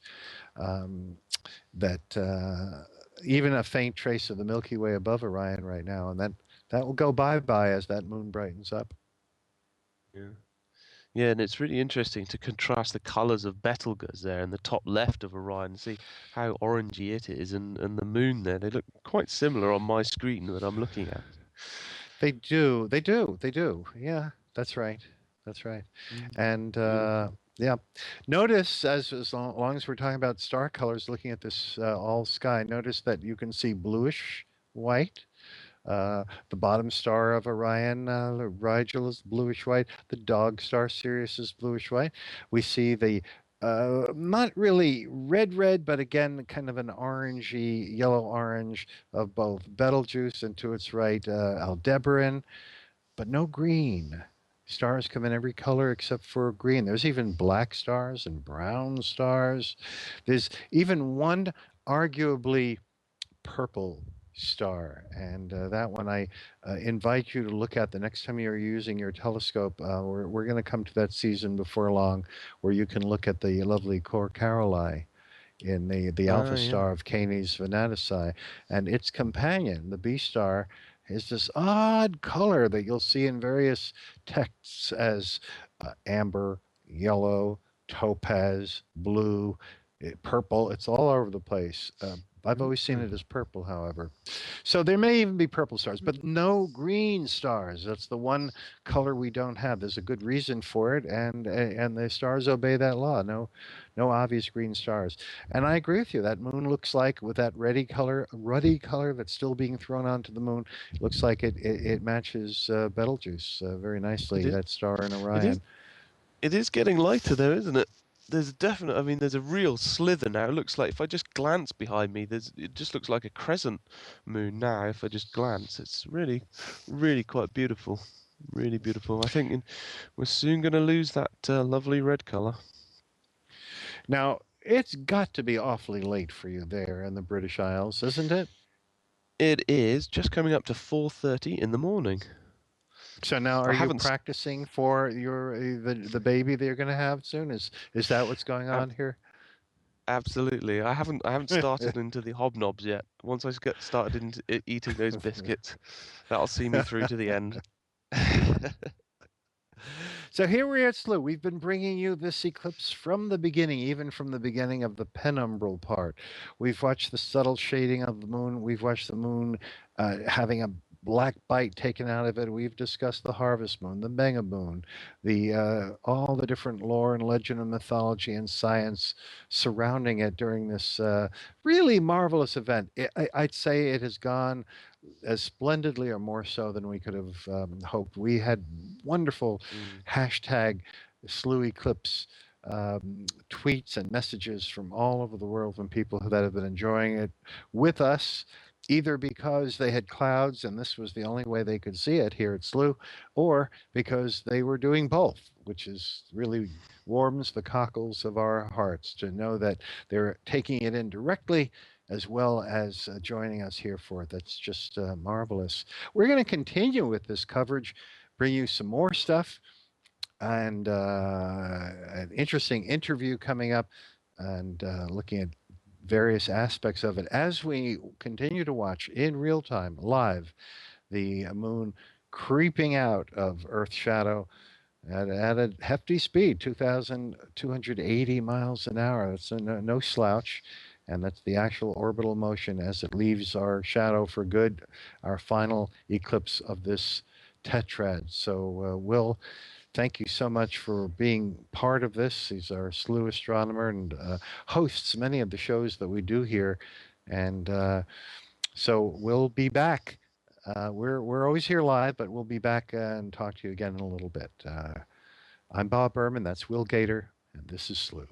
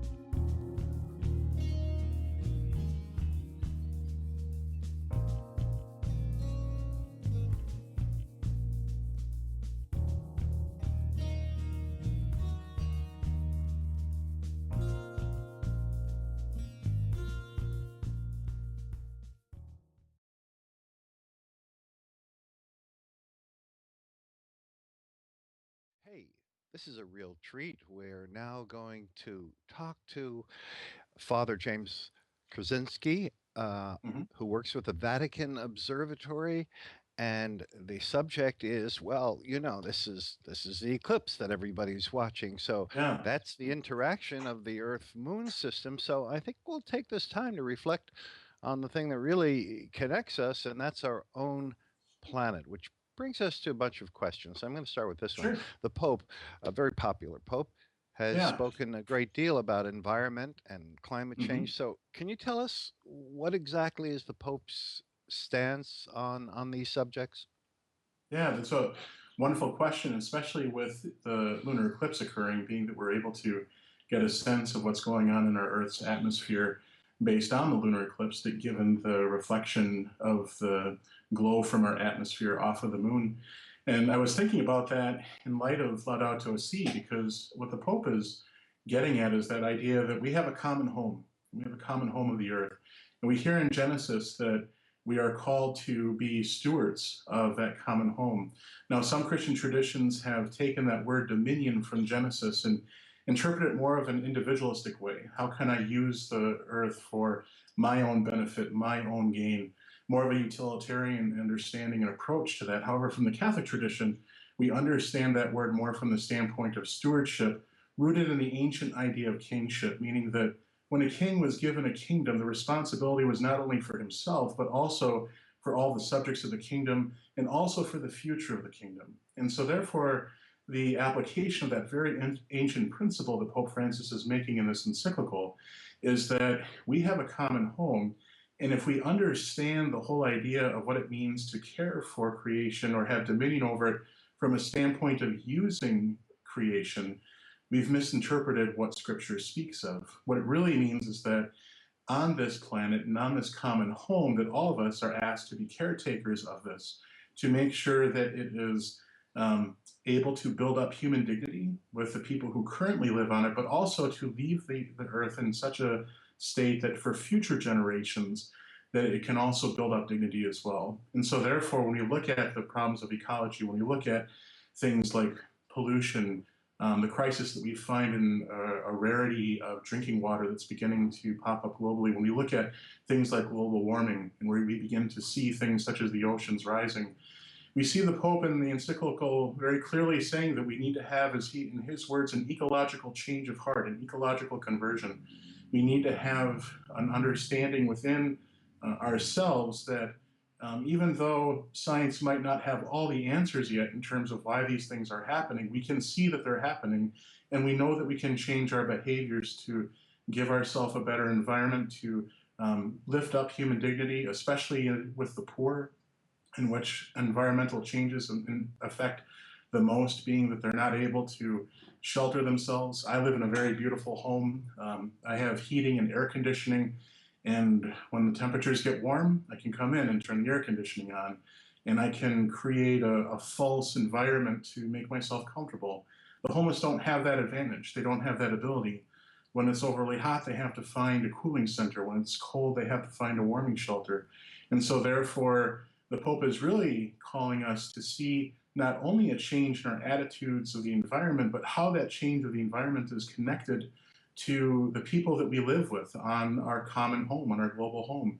And that transcends religious ideology, that transcends denomination, and it calls all of us to find the word that we commonly use in theology is solidarity, to find that regardless of religion, regardless of creed, regardless of country of origin, regardless of where our home is, that we need to care for one another. Now, let's go a little bit more general with that because some Sure. people believe that faith and science are mutually exclusive Right. endeavors. Now, as hmm someone whose work crosses both of those fields, I'm speaking about yourself, Yeah. do you agree?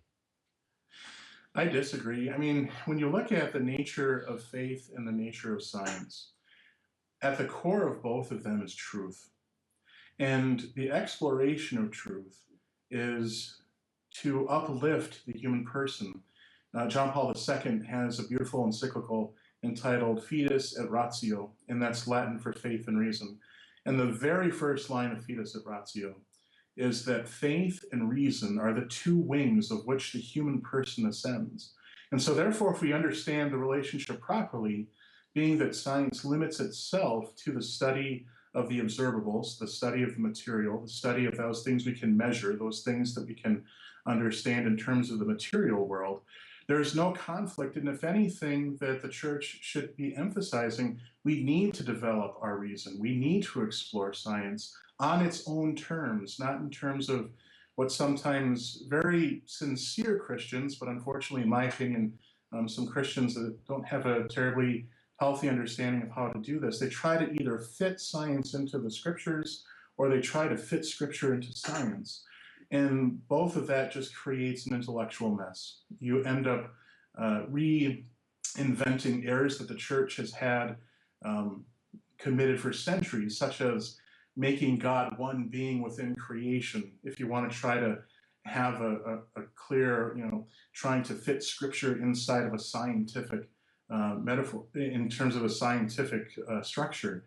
When we look at God, God is not a being in creation, but being itself. God is beyond time. God is not conditioned to time. And so therefore, when you understand the true relationship between the nature of faith and the nature of science, they're really a complement to each other, and it is necessary for the person to embrace, to grow in knowledge. And so therefore, a Catholic Christian should have no fear of studying science on its own terms, because science is an exploration of truth. Faith is an exploration of truth. And if you are exploring the truth, you are ultimately seeking after the source of that truth.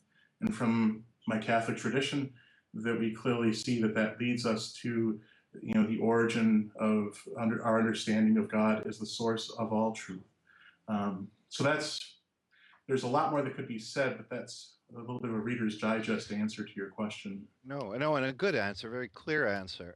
I get that as that if one has faith in God, and then one also explores science, that there's no conflict, that both can coexist. Now, here's where our question in the sciences would come up. What about you go past God and go to Scripture? For example, let's say, we're talking about science. I'm being pro-science. Let's say a science climatologist or meteorologist tells us that the Great Flood could not have happened because if every bit of water vapor in the atmosphere precipitated out as rain, it would only raise the oceans by 1 inch. So you could not have a global flood. Seems to contradict Noah and the Bible story. Now, in a case like that, what do you do with that? Do you allow that finding that there could not have been a flood, or what? What happens then? Great question. And what you're really getting at with that question is the difference between understanding the literal sense of Scripture versus a literalist interpretation of Scripture.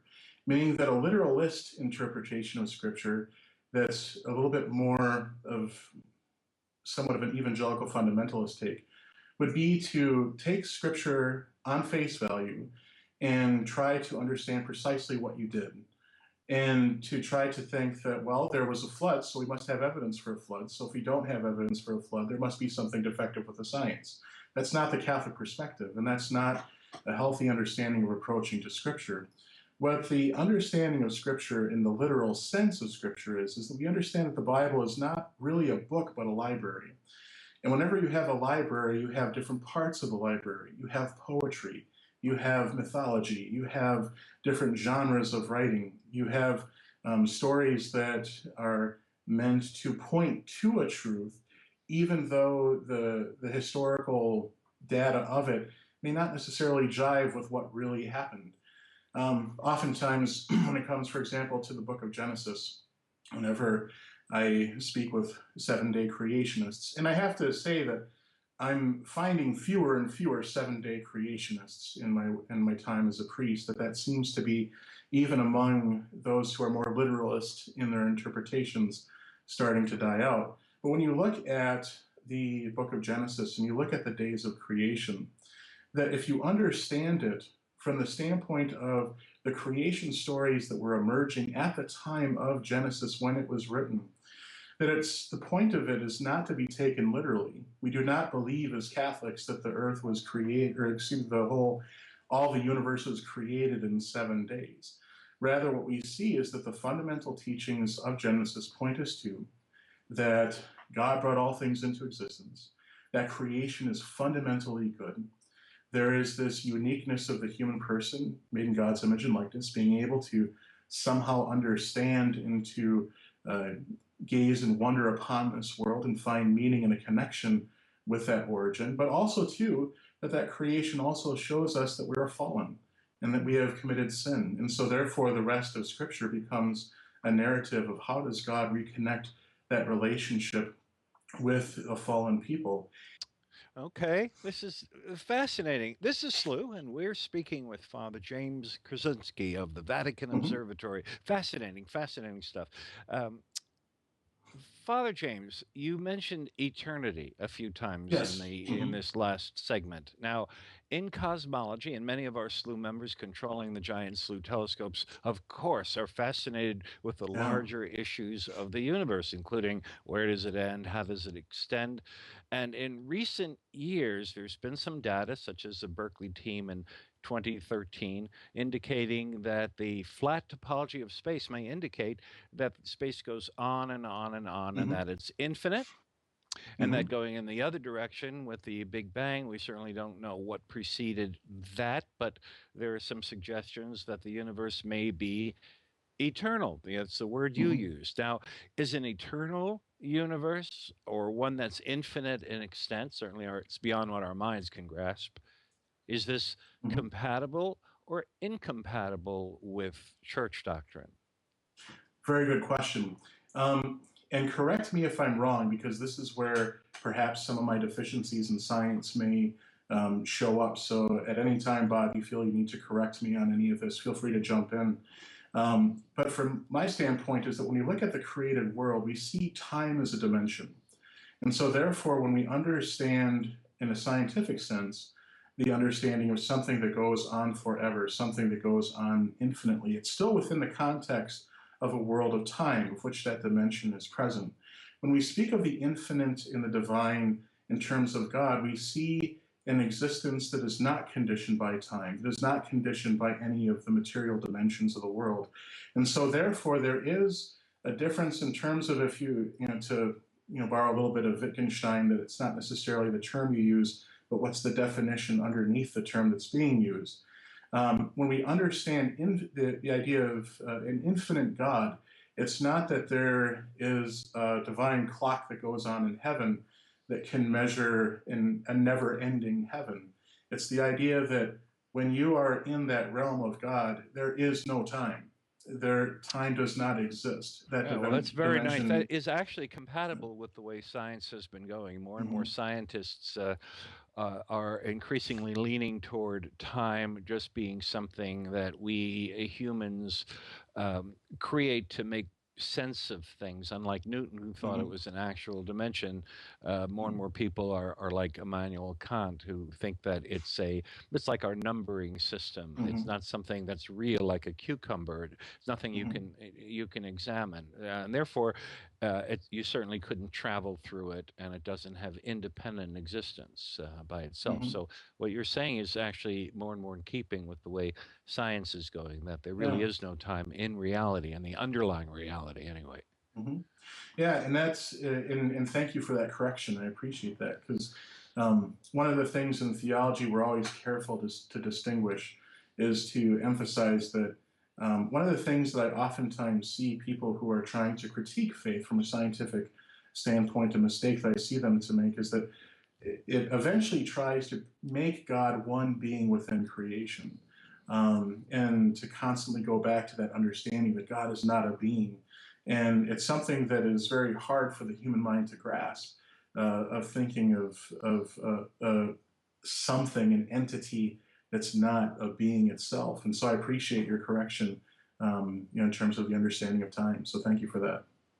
No, that's in keeping with the line of passive understanding, isn't it? I think this, Yeah. what we're talking about, really does passive our human symbolic language, where we have words for things. I mean, actual water is not the word water, so we try to understand things with our symbolic representative language, but it's becoming clearer and clearer that there's an underlying reality that's beyond what we can even think. I Yeah, think it's of interesting this. you say that. A former classmate of mine from seminary, Father John Carchi, was just named rector of Mundelein Seminary. And he was an astrophysicist. He received his PhD from the University of Chicago. And for me at that time, being that I was just an infant at that point of trying to understand intellectually this relationship between faith and science, I had a conversation with him, being that he, here's an interesting guy. He's an astrophysicist, but also studying to be a priest. How do those two work for him?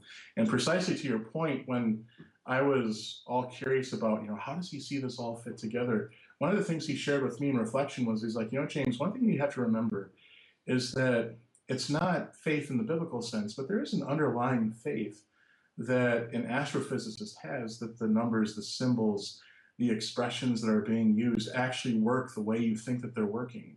And speaking precisely to what you talk about is that we have these realities that we give names to, such as water. But at the same time, there's also that exploration of human reason and refinement of human reason that has contributed to that language and will change the language in the future, and will refine it even further and give us a better understanding of the natural world. And in that process, we'll also be able to get a better understanding of the divine and of God, in terms of, as we better know how the universe works and how the world works, it gives us a deeper sense of our understanding of the source of that universe and how that source relates with us.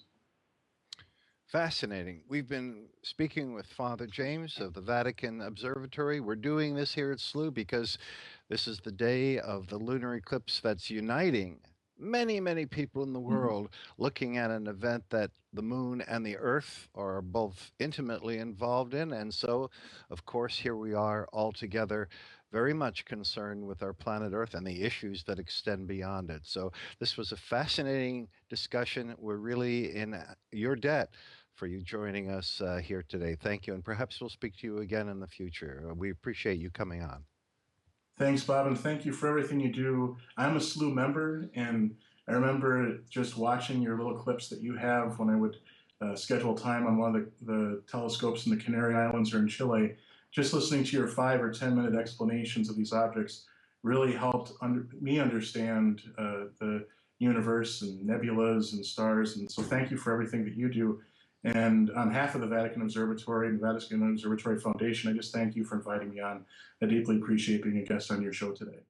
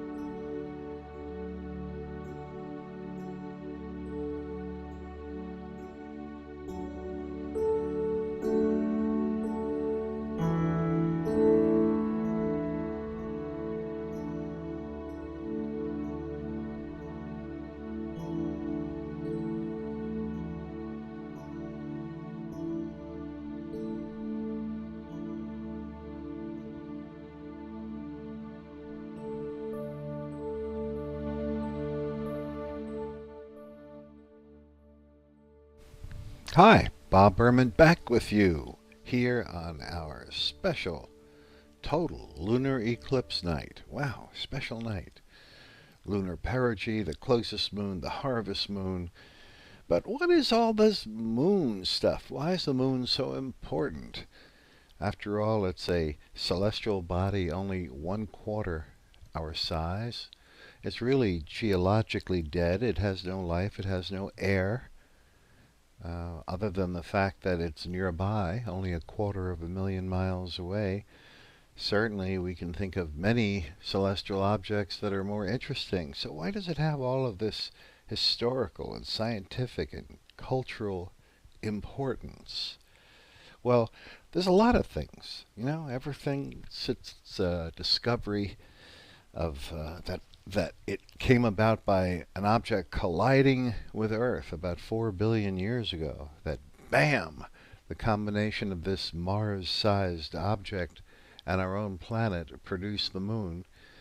We've had it, and it's slowly been spiraling away ever since then, at the rate of about 1.5 inches a year, slowly leaving us. So it's getting smaller and smaller in our sky. Still, what's the big deal? Well, scientifically, first off, we've recently found that it's not just a matter of the moon producing tides, which it does, in which some forms of animal life, especially in the intertidal marshes, the animals like crabs and others that depend on the seas rising and falling, and their predators like gulls. Beyond that, it turns out that all life on Earth would have probably been impossible without the moon. That's because the moon stabilizes Earth's axial tilt. Right now we're tilted about 23.5 degrees. And it's been calculated that without the moon, we would slowly undergo wild changes in where our tilt points, so that we would sometimes be pointed directly toward the sun, which would make everything too hot for many thousands of years at a time. It would be broiling. Life could not exist. But with the moon, that tilt stays at very nearly 23.5 degrees. It only gets more than that or less than that by about 2 degrees. So it stabilizes our conditions and probably allows life to exist in the first place. So the moon's absolutely vital. And maybe all the different cultures and civilizations through the ages not only sense that, but, well, one thing for sure is they knew about the tides. When the moon is full, as it is tonight, or new, it lines up with the sun. Even though the lunar tides by themselves are more than twice as powerful as the sun's, the two can either subtract from each other or add to each other. Tonight, when it's full, they add to each other, producing spring tides, which has nothing to do with the season of spring. It just means that the waters come up higher. The highs are higher, the lows are lower. It's as if it's all springing out at us, or maybe springing like a water spring on the earth. More water is what is the result of that. So the moon is totally important in terms of that, and regulates this kind of life. And the ancients all knew that. They also had this fascination with the moon because of its brilliance in the night sky. Although, to tell you the truth, it's less bright than most people imagine. Let me test you out on that. If you were to be asked, what is the difference between sunlight and moonlight? How many times brighter is a sunlit scene than the same scenery at night lit up by the full moon? What would you say? Do you think sunlight is 100 times greater than moonlight? 1,000 times? Very few people would guess that it's 450,000 times. About 500,000 times fainter than sunlight. And the reason we don't perceive that is because there are photochemical changes in our eyes. It's not just the changing pupils of our eyes, but the retinas themselves change their sensitivity. So we don't really perceive this huge difference in brightness between the sun and the moon. nonetheless, the moon lights up the night, and probably our lives depended on it. In ancient times, when there were no artificial lights, probably even before there were candles or fire, on a night with moonlight, we could see our way around. And without the moonlight, it was dark. And there were predators out there that had much better low light eyesight than we did. So if you went out on a date looking for a favorite boyfriend or girlfriend, that date could end early by some saber-toothed tiger eating you. You know, it wasn't good.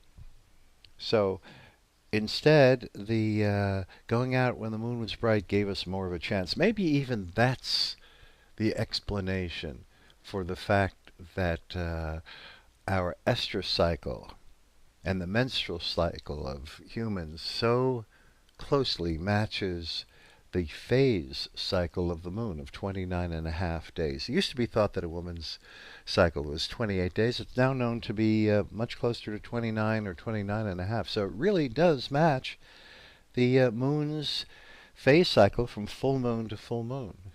Although there is only one other animal that does that, and that's the opossum, that has the same period menstrually. So I guess you could argue that, can it be that only humans and opossums are affected by the moon in this way? So I guess you could argue both sides of that. In any case, it seems like a good explanation for why we are so aligned with the moon. There's even more of it than that. You see, the same lunar phase at conception is on average the identical lunar phase at birth. So there is an even number of lunations, of periods from full moon to the next full moon, that elapses between conception and full-term birth. So we really are linked with the moon, and again, historically and culturally, many civilizations were aware of these things. The other thing is that the moon is so round. You know, it's one of the few perfectly round objects that are seen in the natural world. In a diameter of 2,160 miles, the bulge of the moon is just 4 miles. That's 1 part in 500. It's imperceptible. So at the moment of full moon, and that's what happens at the moment of mid-eclipse tonight, it is precisely full moon. The moon is perfectly round to our eyes because nobody can see an out of roundness of only 1 part in 500. And there's not a lot of things in nature that are perfectly round. And roundness was always prized. The ancient Greeks, among others, thought that of all the geometric shapes, triangles and squares and all the rest, the circle was divine because every part of its circumference is beginningless and has no end. There's no changing sudden angles, and it's always, in all parts of it, equidistant from the center. So because of that, it was regarded as special, and we still have a legacy of that kind of belief in ceremonies like the exchange of rings, wedding rings. And again, this follows the moon. So there's a lot to the moon, and it's our only natural satellite. Mars has 2, but they're all tiny little pieces of junk, just 10 miles or so across and irregularly shaped. Venus has no moons. Mercury has no moons. So in this part of the solar system, the terrestrial planets, the only planets that have surfaces, we're the only one that has a significant moon, a round moon. It's important. Now, another aspect of it is that we still yearn for exploration, and we might want to go back to the moon. And some of the observers always wonder, well, what can you see through our Slooh telescopes or through backyard telescopes? What's the greatest detail? And the answer is that the best we can do is about a couple of city blocks on the moon. So if you're wondering whether those Apollo landing craft that are still there, the landing stages from the Apollo missions can be viewable, the answer is forget it. No way. So Despite that, it's fascinating, and it's one of the reasons that Slooh members love going back to the moon over and over again.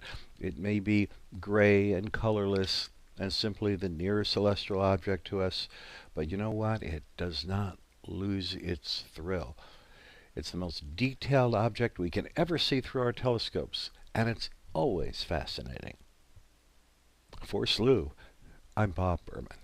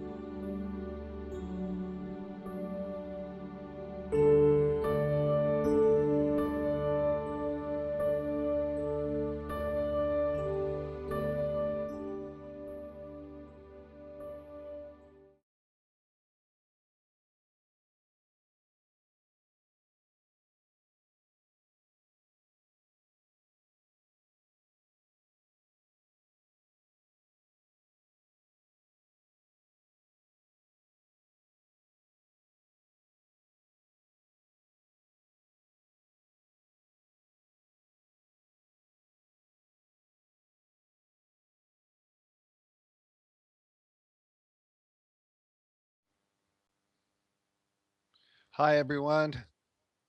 This is Slooh. Hopefully, you're enjoying this great 2015 mega harvest moon super blood moon eclipse. The final one occurring under circumstances similar to this until the year 2033. So you've got to wait 18 more years before we get this again. Oh, it's been great. We've had so much fun. We've had our Slooh partners. Almost everybody was in clear weather on 3 continents in more countries than I can count: South Africa and Great Britain and Canada and the United States. And, our thanks to so many of the partners. Of course, Slooh, with our own giant telescopes, have been bringing you instrumentation directly from the Canary Islands, but we've also had beautiful views, different magnifications. The Basingstoke Astronomical Society, Matt Marula in New Hampshire, and of course, some of our Slooh people, the often Slooh host, Will Gator, Paul Cox, our chief engineer, Trish and her team of engineers in Connecticut. This is an international effort bringing you this total lunar eclipse. It's everything we hoped it would be. Just absolutely great. We've also brought you other ancillary information, a interview with Vatican astronomer. Um, just a lot of fun. So we're in our final minutes now as the moon creeps out of Earth's main dark shadow, the umbral shadow. We have a countdown for you right there on your screen. You can see it just a matter of minutes. And the moon will still have an uneven lighting because even though it'll be out of the main shadow, part of the moon will remain for another hour or so in the penumbral shadow, much harder to see. And one part of the moon will be in almost 100% sunlight, the other part in almost like 98%, 96% sunlight. So you'll see a difference in the lighting there. And we want to thank all the people who are sending in great tweets and messages. Here's Carlos Figuera, who's saying, Slooh, you made my night. I am so going to become a member now. Can't wait to see what you have in store for the future. And we have a lot in store, of course. Every time there's a comet or an asteroid that comes close, or an eclipse or a meteor shower, special low light equipment. We have Matt Francis, the director of Prescott Observatory, one of our big Slooh partners, bringing us with his amazing solar telescopes. We get live views of the sun like you wouldn't believe. Fantastic through H alpha filters and direct viewing filtered with visible light and all sorts of different images showing you whenever there's super storms on the sun, even the types of explosive coronal mass ejections, CMEs, that affect earthly life. Sometimes we even have planes that have to change their polar routes. Thank you to Waylon Kemley, who says, gorgeous harvest moon eclipse. Thank you.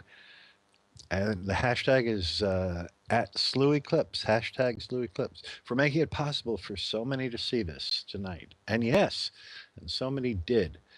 If you had cloudy weather, you joined us, and we brought it to you in many different ways and magnifications. And if you had clear weather, you hopefully went inside and outside and took turns being under the actual sky and joining us and our various Slooh astronomers and guests and ancillary materials that we brought you. And take a look at this. Here's the last few minutes now, just a couple of minutes left of the umbral part of the shadow as the moon, speeding along at over 2,000 miles an hour, is whizzing toward the east out of the shadow. Now, of course, we know that it crosses the sky toward the west, but that's due to Earth's rapid spin. That's what makes the moon and the sun look like it's just zooming across the sky.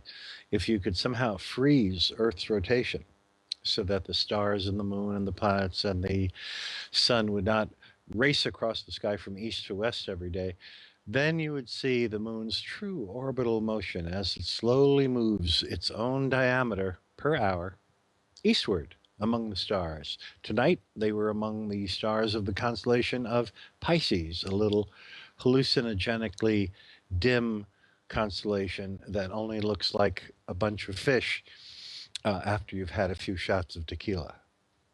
It's not one of the 15 or so constellations that really look like what it's supposed to. Of the 88 constellations, let's say Scorpius looks like a scorpion. Orion really looks like a hunter. Well, not necessarily a hunter. It looks like a person. It could be a vegetarian or a serial killer or any humanoid type figure. But hunter is what it was. Actually, the Sumerians and Babylonians originally saw Orion looking like a sheep, which is why its famous shoulder star, Betelgeuse, the name of it means the armpit of the sheep.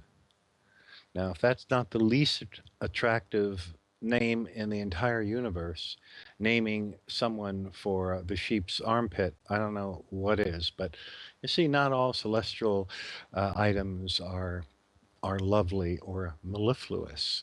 We're looking at the moon here. This is our view from the United Kingdom, and staring at the south end of the moon near the crater Tycho. That's that big walled crater on the left.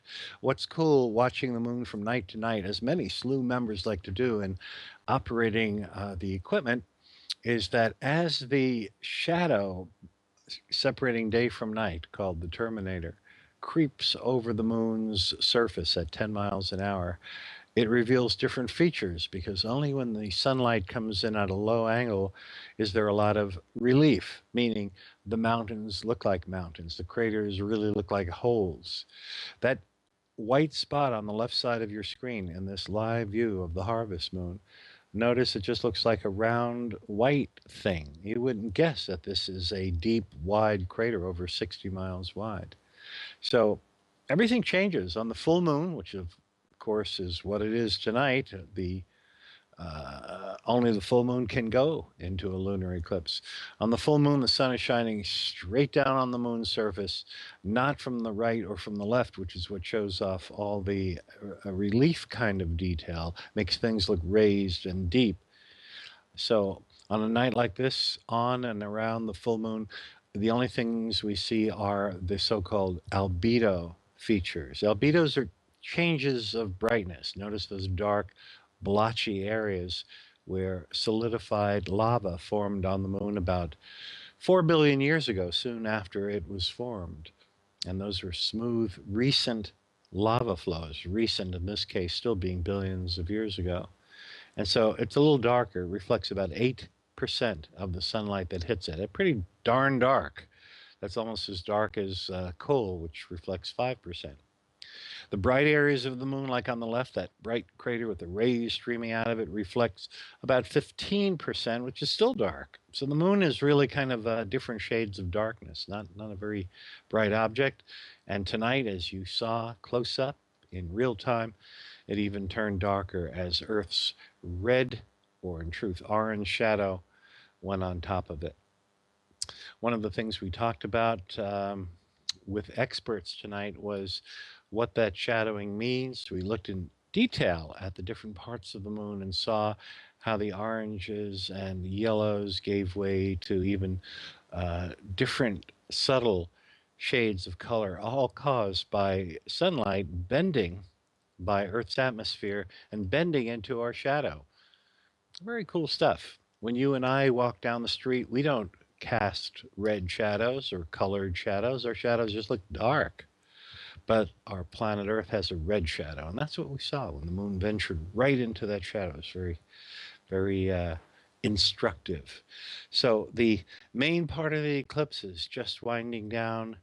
The umbral part of the eclipse, we went through first a penumbral stage, a subtle stage. We started this coverage at 8 o'clock Eastern time.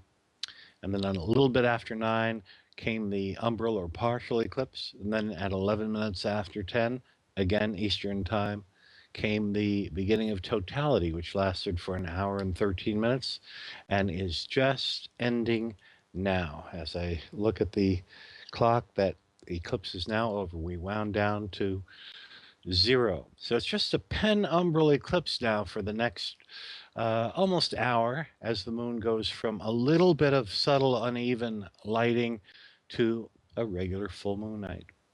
We'll see how the stars have changed back into mostly being hidden, how the countryside is now brilliant, all those things that happen on the night of the full moon. We're back to a full moon night. We'll be fully back in about an hour.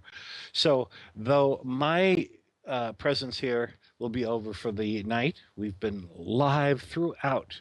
Everything you see is real time happening while you're seeing it. We'll continue with the live views of the moon. We'll bring you some nice accompanying celestial or ethereal music. So you can still gaze at the moon if you'd like to for a while longer while the subtler penumbral eclipse winds down. But so far as our live narration goes, this will wind it up. So we're so happy you joined us. And please stay here checking for future Slooh shows. We'll always announce what's coming up. There's always something because the universe is never quiet. There's always new events unfolding. And whenever there are, Slooh is here to bring them to you no matter where in the world we have to go in order to bring you the best telescopic close-up views, whether it's with a solar telescope or whether we have to go to Borneo or wherever it is, because the universe is right there in front of you on your computer top when you're here with Slooh. So do join us, become a member. It's free, and become part of our community that explores the universe. So thank you so much for being with us for this great mega moon, blood moon, harvest moon, total solar eclipse. Whoa, total lunar eclipse. We will have a solar eclipse coming up, and we'll be sending a team for that too. So, stand by for that. All sorts of great events. Until next time, for Slooh, I'm Bob Berman. Good night.